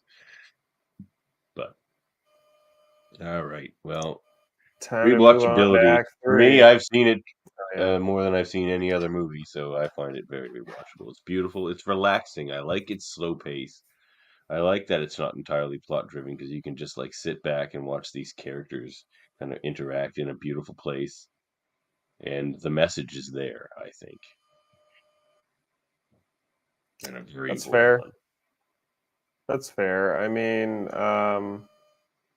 And the music is good. Like I don't. it's upbeat. And it's just like No. The music is cartoonish, and I think that was a lot of like the opening music was so cartoonish that I could not get into the film. Like it it was was really 90s. The music is very 90s. buffoonish. it was buffoonish, and I couldn't. It hindered and took me out of the film a lot. I feel like if the score could have been better, if the fact the Could have been score better. probably would have helped if it was better, but the acting could have also been better. So it's a whole thing. It has no rewatchability for me, honestly. Maybe if they were to like, Rescore it. no, I can't honestly. Even if they were to maybe rescore it or even redo it, have different actors. This Maybe is a maybe movie do that a could be reboot. redone. Like I It could be think redone. most of the movies they choose to reboot shouldn't be rebooted. But this one, I think I agree that there could be some improvements made. Yeah, I mean, there could be a bit more to But they drive couldn't get home. Connery now, and I actually do like him in this role. It's my favorite Connery role because I agree with you. In a lot of movies, he doesn't do a lot. I bet you I could. You put Giancarlo Esposito in this role, I would Wait, be into the film. Giancarlo Esposito? Oh yeah, well he's a better Yeah, actor than Sean Connery. put him in the role as the doctor, and he'll Sure. he'll he'll Yeah. really make me believe he's found the cure to cancer, and then I'll be Sure. like, let's go. The whole I problem with mean, if this you want to film, it just pick a honestly great just actor, felt you like could put Gary Oldman in that role or something. You could find great would be a actors. great alternative too. My problem with Sean Connery in this film is he just felt like a drunken researcher that found the cure Yeah. to cancer, but That's who he was just playing. completely booked it. If that's what he And felt yeah, like, yeah, and he nailed it because that's exactly what he was playing. I guess so. I don't know. Like that's something he's not Ultimately, supposed to I'm be over it. likable. All right. I'll Does it tell hold you up? right To now, me, it it doesn't hold does. up. Not for me. It We doesn't hold up for me disagree. at all. We We definitely disagree on this film. disagree. It does not hold up. You forced one of my favorite movies into the B slot. I hope you're happy with yourself, Murphy. I'm sure this won't be the first time for either of us. Pause. Support your local biodiversity Alas. agents, like myself. Truth. Alright. Truth. Hire your local biodiversity agents. Spruce up your local biodiversity. Hey man, plant some Let's wildflowers. Rid of your monoculture lawn. Monoculture lawns will destroy the world, and they look move on stupid. to Act 3, What is it, a shall golf we? Let me course? take the wheel. Oh, Going to I Heart you're gonna have Huckabees. to here because I don't even know if I can talk about this movie for 5 minutes, and I'm not joking. I have almost nothing to say. I'm honestly in that wheelhouse with you. And This film. let me throw down an opening here quick. One, this movie is not about environmentalism. It's about existentialism and boring Yes. existentialism. It's like, does anything Okay. matter? Maybe it does, maybe it doesn't. It's like, okay. Is this like the first Okay. day of Okay. philosophy class or something? Like, Hold your thoughts because you're gonna become a runaway yeah, rail train. I know you. All right. You're yeah, gonna just yeah, start yeah. running off I'm tangent. gonna I won't get a Southland word Tales in. this So shit. hold your fucking tongue for 2 fucking seconds, won't you? You go All on. right. So here's how it's gonna go. I need to put a small disclaimer. I thought this was a film about environmentalism because I was looking for films about environmentalism post 2000. My initial picks were going to be Snowpiercer, but we both seen it. I was thinking Good movie. Wall-E, but it felt a little too on the nose. I should have gone Never with seen that it. one. I was also considering Okja, which is a Bong Hoon Joe. It's a Korean film on Netflix, but it's more about animal I cruelty and love your agriculture. recovery there. So It's a Korean film. just put me on blast. So these were films I probably should have picked over this because I thought basically my point is post 2000 there are very few fictional films about environmentalism And that's that were crazy worth watching. because that Like crisis has only very gotten few. worse. That's crazy. You That know, shows you how the like corporate world is controlling movies, man. They don't want the less truth less than spoken. 10. Like You know what? And legitimately that's less probably than 10. why Don't Look Up had the impact that it had. Because it was the first You know movie what? forever to actually point out how we're killing the planet. You know? And that would have been top on the list, but we both seen it, obviously. but like to give you an idea, I believe here. So 1, 2, 3, 4, 5, 6, 7, 8, 9, 10, 11.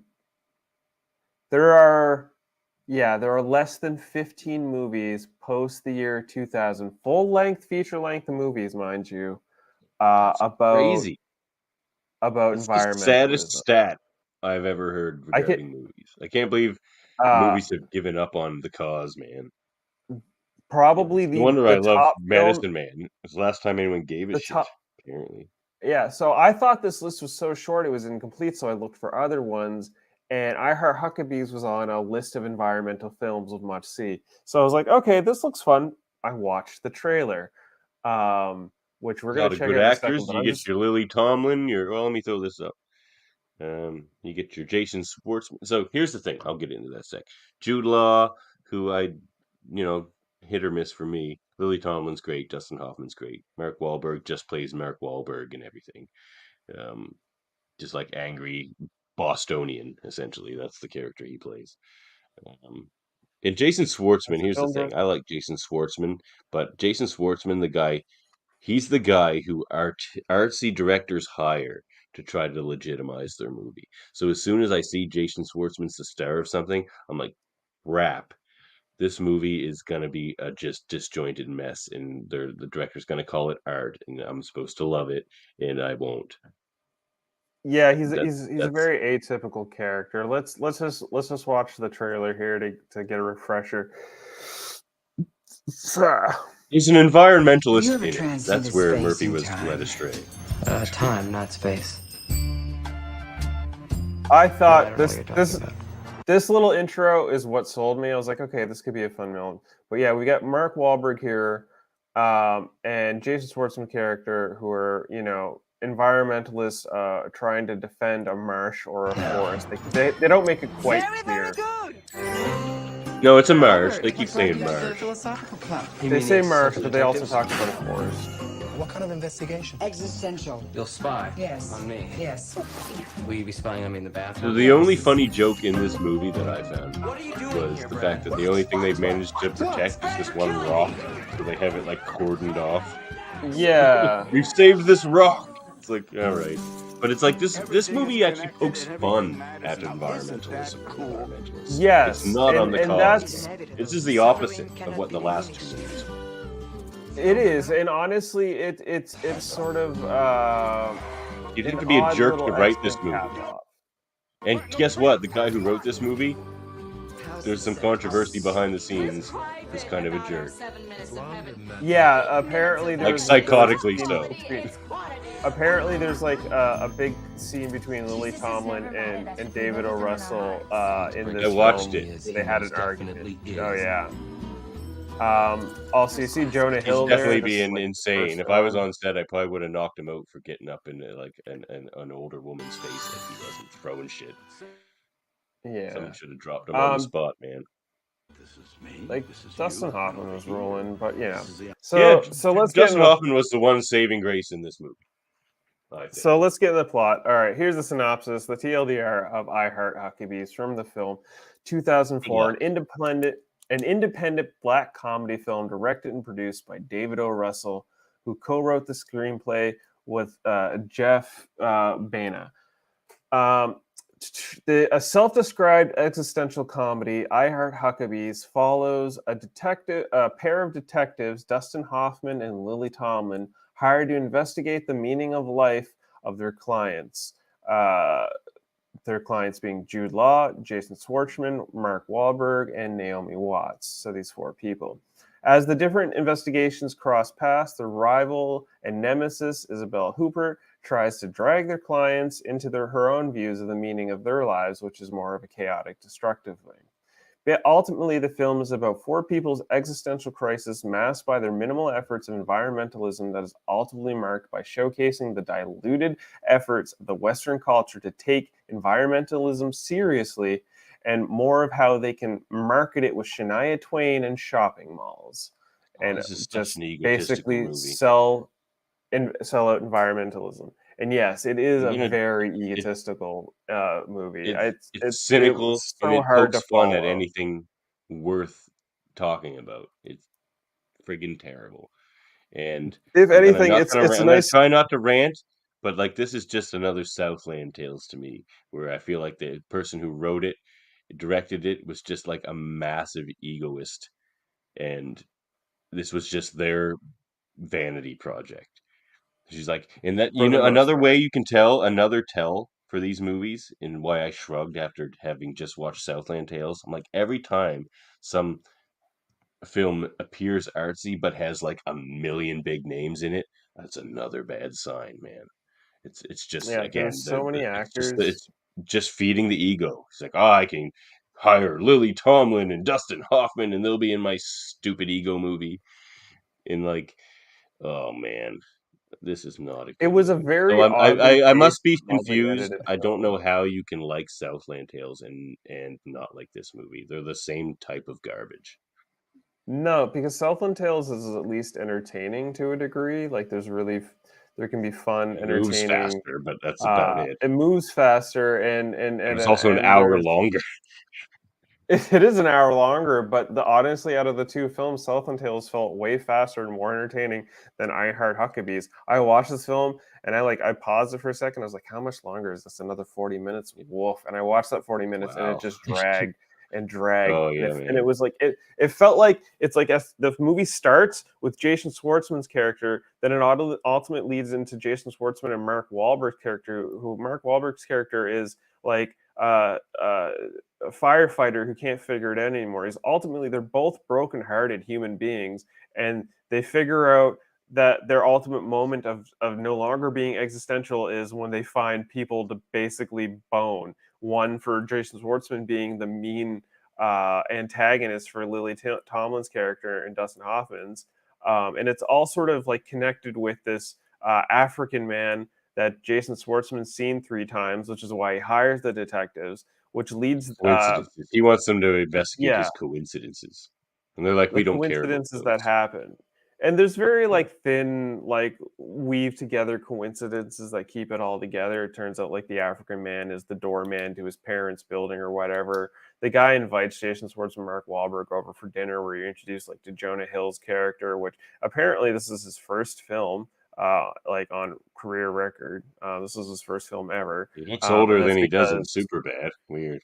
yeah, apparently what happened, and this is we're gonna get just a slight little movie morsel. So apparently Dustin Hoffman's son met Jonah Hill at like an arcade or something, and he really liked him. He's like, "You should meet my dad." And Jonah Hill's like, "Oh, meet your dad." And he's like, "Yeah, come on over." Jonah Hill goes over to have dinner, and it turns out it's Dustin Hoffman. Dustin Hoffman was so enamored with him, he asked the producer to give him a role, and there he is. Jonah Hill's now in this movie.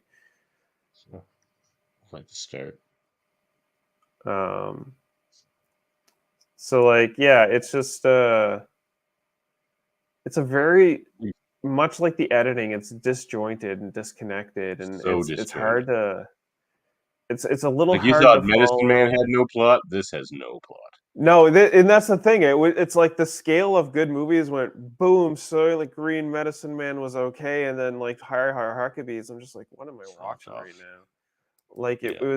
it was Jason Schwartzman and Jason Schwartzman, Jude Law doing his best to keep the role together.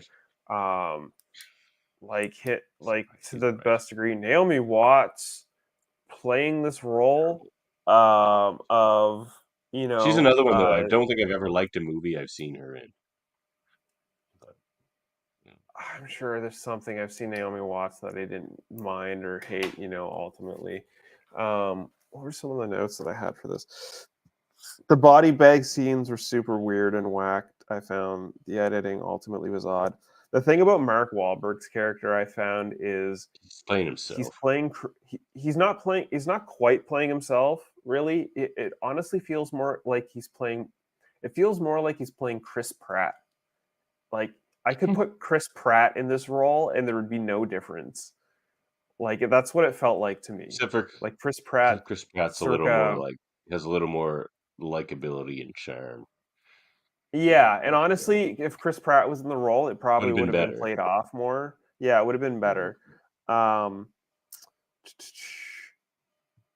The the weirdest scene that I found to be in this movie was so through all these like nightmare scenes that Schwartzman keeps trying to like basically I guess we entirely haven't explained it, but Schwartzman's character is trying to run this committee to protect the Martian swampland. But Jude Environmentalism Law's committee, yeah. character is from the Huckabee Company, and he's trying to put Schwartzman out. And it ultimately becomes a sort of tug and war where Schwartzman gets revenge on Jude Law's character by tearing it down, all the things he's built, setting his jet skis on fire, getting his girlfriend to basically almost die in said fire and be rescued by Mark Wahlberg's firefighter character, where they then fall in love. She starts wearing a bonnet, and he doesn't like her anymore. Yeah, she starts wearing the bonnet and doesn't like her anymore, and it just like She's like, leaves "Do you all love this me?" He's like, stuff. "I think I do." She's like, even with the bonnet, he's just like, Like Jude Law's, yeah, he's very superficial, and the only thing he ever has is to talk about the Shania Twain story, and he tells it a Yeah, couple times, but they don't they highlight it. name drop Shania Twain like 50 times in this movie. They keep Yeah, going on about yeah. Shania Twain.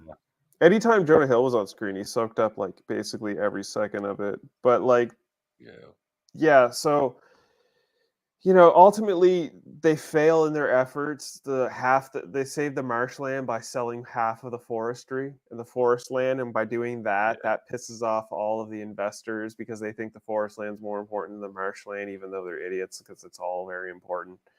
Swampland had more biodiversity. Yeah, and ultimately, I can't even entirely remember how this movie ended, and I only stopped watching it like about an hour or so ago. So it's just like I immediately forgot the entire movie. Yeah, The medicine man, that sticks with me. I legitimately can't remember the end of this film. All I remember is Mark Wahlberg and Naomi Watts get together. Jason Schwartzman, I think he goes back to the Rock to hit himself in the face with a rubber ball, and that's kind of what this movie felt like to me. It felt like I was hitting Hitting myself yourself in the face with a rubber ball. Yeah, agreed. like it wasn't much, and that's just kind of the movie. I think we can move beyond the plot storytelling. The scenes Any that scenes hold you would up. hold up for me? There isn't.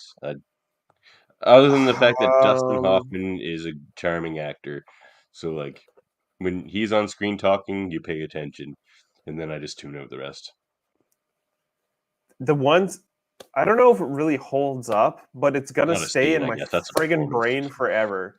The one scene that stuck out of this entire film that I was just like, "Whoa, what the fuck was that?" And I wanted to get a screen capture of it, but I couldn't find one. I couldn't find it on Google.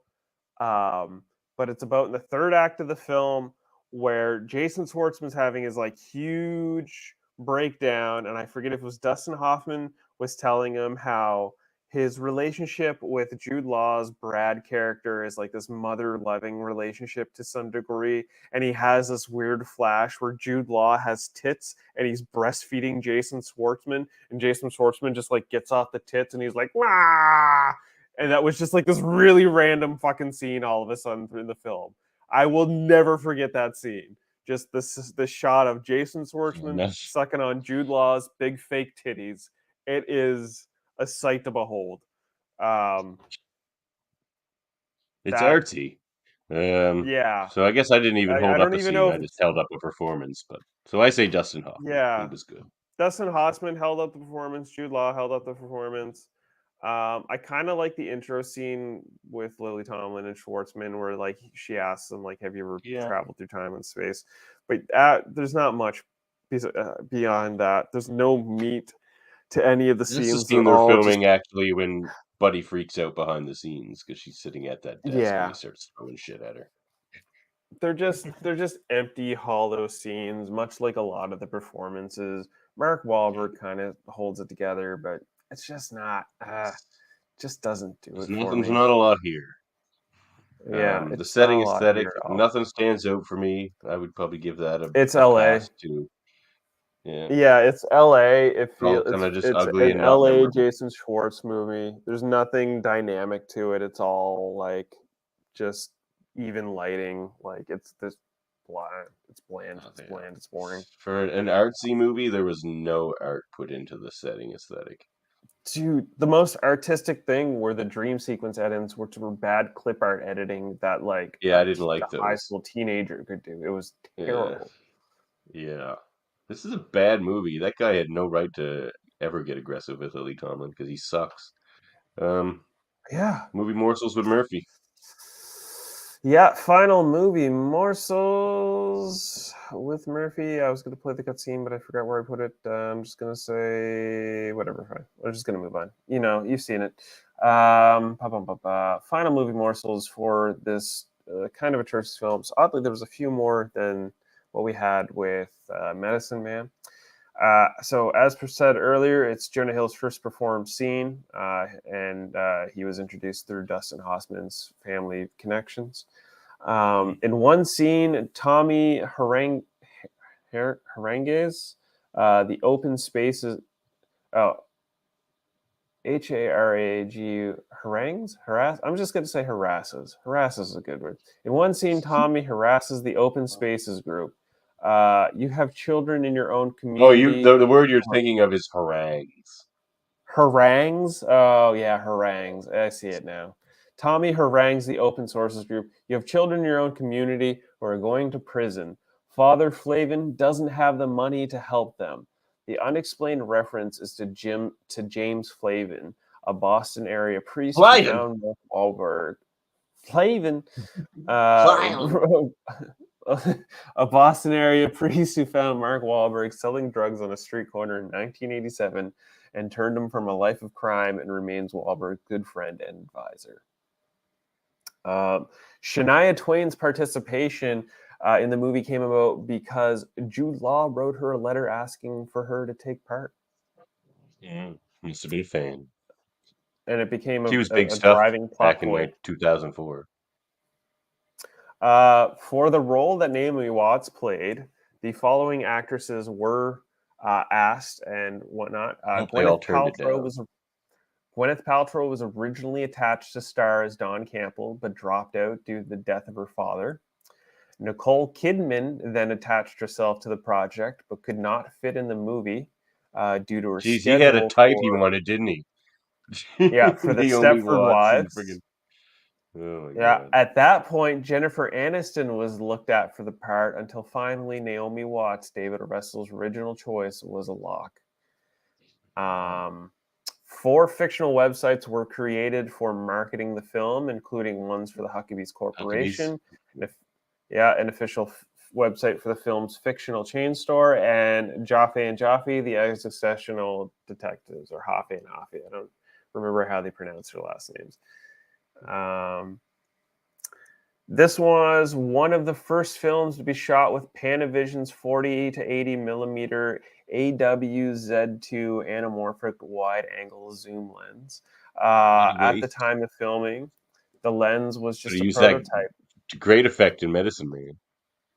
Yeah, it would not be formally introduced until 2006. So, I mean, that's probably the most interesting tidbit to this movie is the fact that it was used as a test lens. And this movie does feel like a test film, almost like a school film in some way. I actually think the only lasting effect this movie has had is that whole behind-the-scenes drama between the director and Lily Tomlin. That's what people talk about now when they talk about this movie. This is Dustin Hoffman and Lily Tomlin's first movie together, although the two of them were original choices for Popeye and Olive Oil in the 1980 Popeye. Which could have been interesting. And that ends up going to Duvall and Williams. Yep. An existential detective couple is featured in Thomas Pynchon's 1990 novel of Vineland. One of the 6 films this is one of the 6 films Jude Law appeared in 2004, with the others being The Aviator, Alfie, Closer, Sky Captain and the World Tomorrow, and A Series of Unfortunate Events. I haven't seen any 5 of these films. Alfie is probably one of my favorite post-breakup films. Anytime I get a breakup with a girlfriend, Alfie is that film I go to. It's a really good. It's probably my favorite Jude Law film, hands down.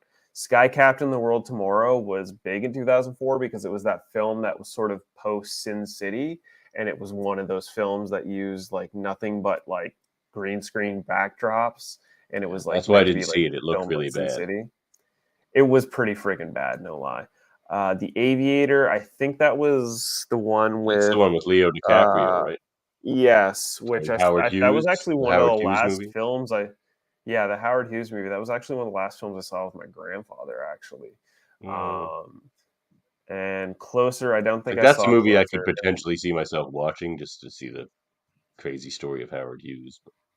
It was a good one, actually. It was a solid film, one of the better ones I saw that year. And A Series of Unfortunate Events, which was the Jim Carrey film as well. That one's super. Actually, The Series of Unfortunate Events has the best end credit scenes in any film I've ever seen, hands down, straight up, without a doubt. Final movie morsels, last three. David O. Russell refers to this movie as his midlife crisis movie, and as such, it is his least favorite film he has directed, as it is many of ours. Good. Arkansas Governor Mike Huckabee did not care for the movie, stating it was as if somebody forgot to give the actors a script and said, "For the next 2 hours, just go out there and do something." It's probably the most sensible thing Mike Huckabee has ever said. And the last movie morsel for this episode, I feel like this one is appropriate. The Spanish title of the film literally translates to "Strange Coincidences," and that's basically what the connections of the episodes here at Hold Up have been as strange coincidences. We had Gattaca last episode with Jude Law. Now Jude Law just happened to be in I Heart Huckabees. We have these three films which were meant to be about environmentalism. The last one wasn't quite, but just enough to Jack lead pokes into fun at it. what will be. It's kind of the anti-environmentalism movie. It is. It's All the this movie says is anti-environmentalism and environmentalists are a focus on bunch of marketing. nerds. Yeah, and it focuses on all it's marketing saying. and stuff like that. So Yeah. I mean, before we get to wrapping this show up and going on to our coming attractions and stuff, I do want to Rewatchability. give a little rewatchability and holding up. See, I'm so over this film. I don't. Yeah, you're over this movie. Rewatchability. Rewatchability. No, don't even watch it once. Don't watch it once. Just fuck it all entirely. Do not There's a watch better this way film. to spend that time. Yeah. Does it hold Does it up? hold No, up? No, it it's does not a not. movie. To me, No, this is it's not. Southland Tales all over again. But I agree with Honestly, you, maybe worse. But much worse than but like Southland that's Tales. still like a degrees that's like doesn't matter because they're both so bad. But it's worse than Southland Tales because I Heart Huckabees is just empty garbage. At least Southland Tales, like there is a narrative Still and empty there is garbage. a storyline and a pretty hard message if you're looking for it. There was more of a But story. again, yeah. So like Southland Tales, I Heart Huckabees, just throw that in the bin. Do not watch this film. It is We have terrible. our second and I C feel movie. bad. I feel bad for picking this film as an environmental film to watch for this episode. There's so many It better skewed our choices. theme. It kind of messed our theme. And that's But where I want to that's kind of something get to talk in. about as well. That's where I kind of want to get at here. There's some honorable mentions. There, like I said, there's about 15 actual films if you look up Wikipedia. Out of those 15, there are maybe 3 or 4 that are worth watching. That being, let's see, Aaron Brockovich is probably top of that list. Wall-E, Oka, Mother, and the other 2. There's a future Rambo film about Wild Green Yonder. There's These also probably would that have been better films to watch about Mark Ruffalo Huckabees. movie with like about the water, but the gaseous water people can light on fire. That's a fairly new environmentalism movie. I don't know if I heard that, but that being said, I'm going to give honorable mentions to these 3 films here. We got Woman at War, which is a Norwegian film about a woman who gets approved for an adoption she applied to years after she applied for it. It's a Ukrainian film, but in her earlier youth, she was a bit of a political environmental activist, as she would, sabotage and disrupt the operations of an aluminum plant in Iceland and damage electricity pylons. Hence, you see the poster there. We got Wall-E, which is a classic which was Disney been slotted Pixar in film, elsewhere. It's going to show which up on has the been show. We've slotted in slotted it in. elsewhere. And so is Davan Ferngully. hasn't seen it. Yeah, Davan hasn't I seen didn't. this I was movie. gonna pick I have. Ferngully for this, but I Ferngully, yeah. realized I could slot it in somewhere else, so I did. Yeah, I so we really were want gonna to have revisit Ferngully that. or Wall-E, but like I said, I wanted to try and see something else because the main objective of this podcast is to try and watch movies we See new haven't stuff. seen. I'd seen Wall-E, he hadn't. It would have been the better And choice. I want to It make would have other been people better watch choice for Medicine Man. hierarchies. That's one of my goals as well. And you know what? Sometimes we'll just get into that situation, which is totally cool. So yeah, those are the honorable mentions for actual. That's what you did good with environmental Southland films. Tales, jerkface. Hey, I'm telling you, it started with that god awful Tingler. The Tingler was But, awesome. Get out of here. All right. Not even. Well, let's talk about our family here for a minute before we show up the coming attractions. Well, hang We have a on. So, I family mean, podcast here. do we have a grading? Should Oh. we do a grading? Well, no. We have the thing? Oh, yeah, we do that, don't we? Okay, hold up. I just said hold up, and that's what our podcast is called. I didn't update this banner, so I'm just going to do that right quick. There we go. So, we also do have, he's right, Environmentalism movie ranking. So for me, it's Soylent Green, Medicine Man. I think we agree. Soylent Green, Medicine Man. Yeah. And then, like, And then again, Medicine Man, Hierarchy. one of my favorite movies because it relaxes me, but it's not as good as Soylent Green. Soylent Green's a great movie. Everyone should go friggin' watch that. Everybody should watch Soylent Green. That is a must watch. Medicine Man is, if you're feeling like watching some Sean Connery for a laugh, that's probably one of his. And some beautiful scenery better and that type of films. thing. Yeah, if you like forest movies, that don't feature Dwayne The Rock Johnson, that's probably a good choice. Just don't watch I Heart Huckabees. It's not worth the time. You'll save yourself at least an hour and 45 minutes. And I regret picking that film, honestly. So yeah, those are the rankings. I'm still a little sour. We messed up our theme and it sucked. Yeah. So well, we agree on the rankings. How about that? Well, let's talk about our family, a united family, you might say. Federation, if you will.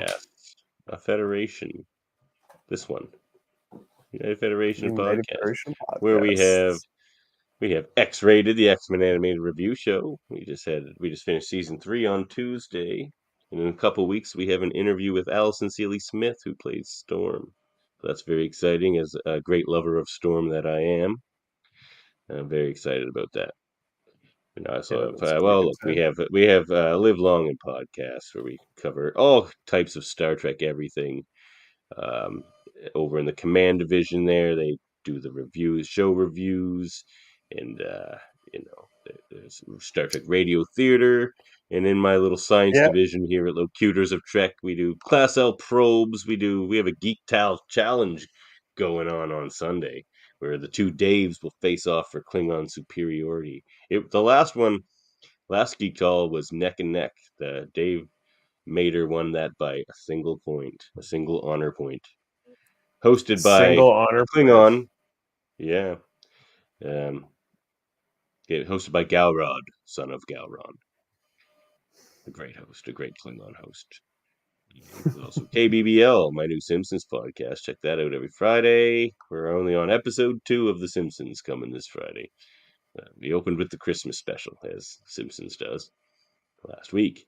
Well, that's fun. It's just me and a couple of buddies who love to quote The Simpsons and laugh at how timelessly hilarious it is. You like to do that? Join us. What is this? I might be into that. Oh, that's a cool logo. Where did that come from? Also, Trivial Debates. Check that out. In fact, we just had one of those. We just had Trivial Debates. Yep. Yep, I hosted the last one. I'm a contestant in the next one.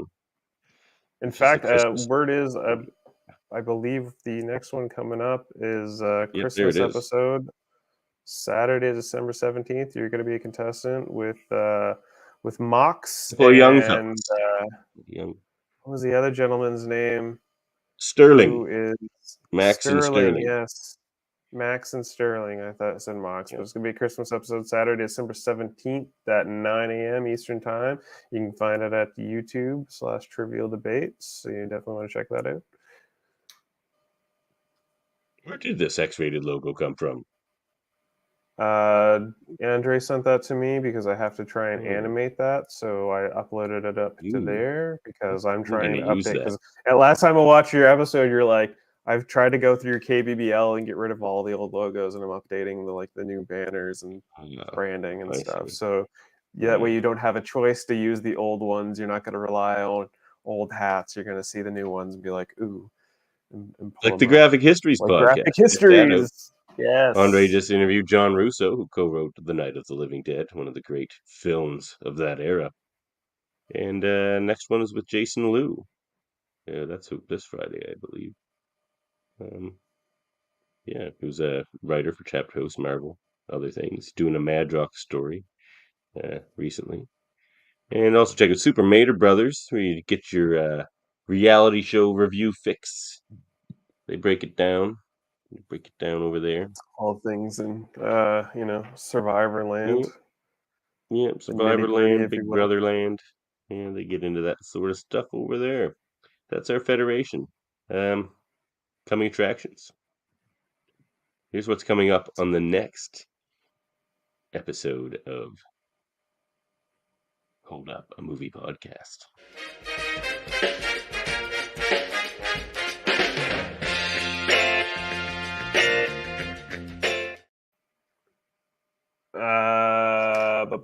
Did we upload the? Okay, wait. Sorry. We might not have coming attractions. I was looking for them. No, we do. I just completely, entirely forgot to upload them and prepare them. So just give me but a moment here. I'll talk more about our other podcasts in the meantime. Well, we almost got her down to 2 hours now, Murphy, if you don't count the coming attractions. We're getting this. We're tightening this ship. I swear I did that. Yeah, so... I know I did that. Oh, look, here we have the poster for the next one. Our next one is the Christmas special. I knew I forgot to do something. No worries. We don't have coming attractions this week. It doesn't matter because you'll see all these trailers next episode. We're going to have Gremlins, The Apartment, and Tokyo Godfather. So that's going to be on the Christmas episode, which should be December the 15th or 16th. Thanks for watching us here at Hold Up a Movie Podcast, where we talk about if movies hold up. I'm your host, Chris Murphy, Worldmind. This is Davan Skelhorn. Thank you for joining us, and enjoy the movies. Yeah, enjoy the movies. Oh, wait, did you get rid of that one too?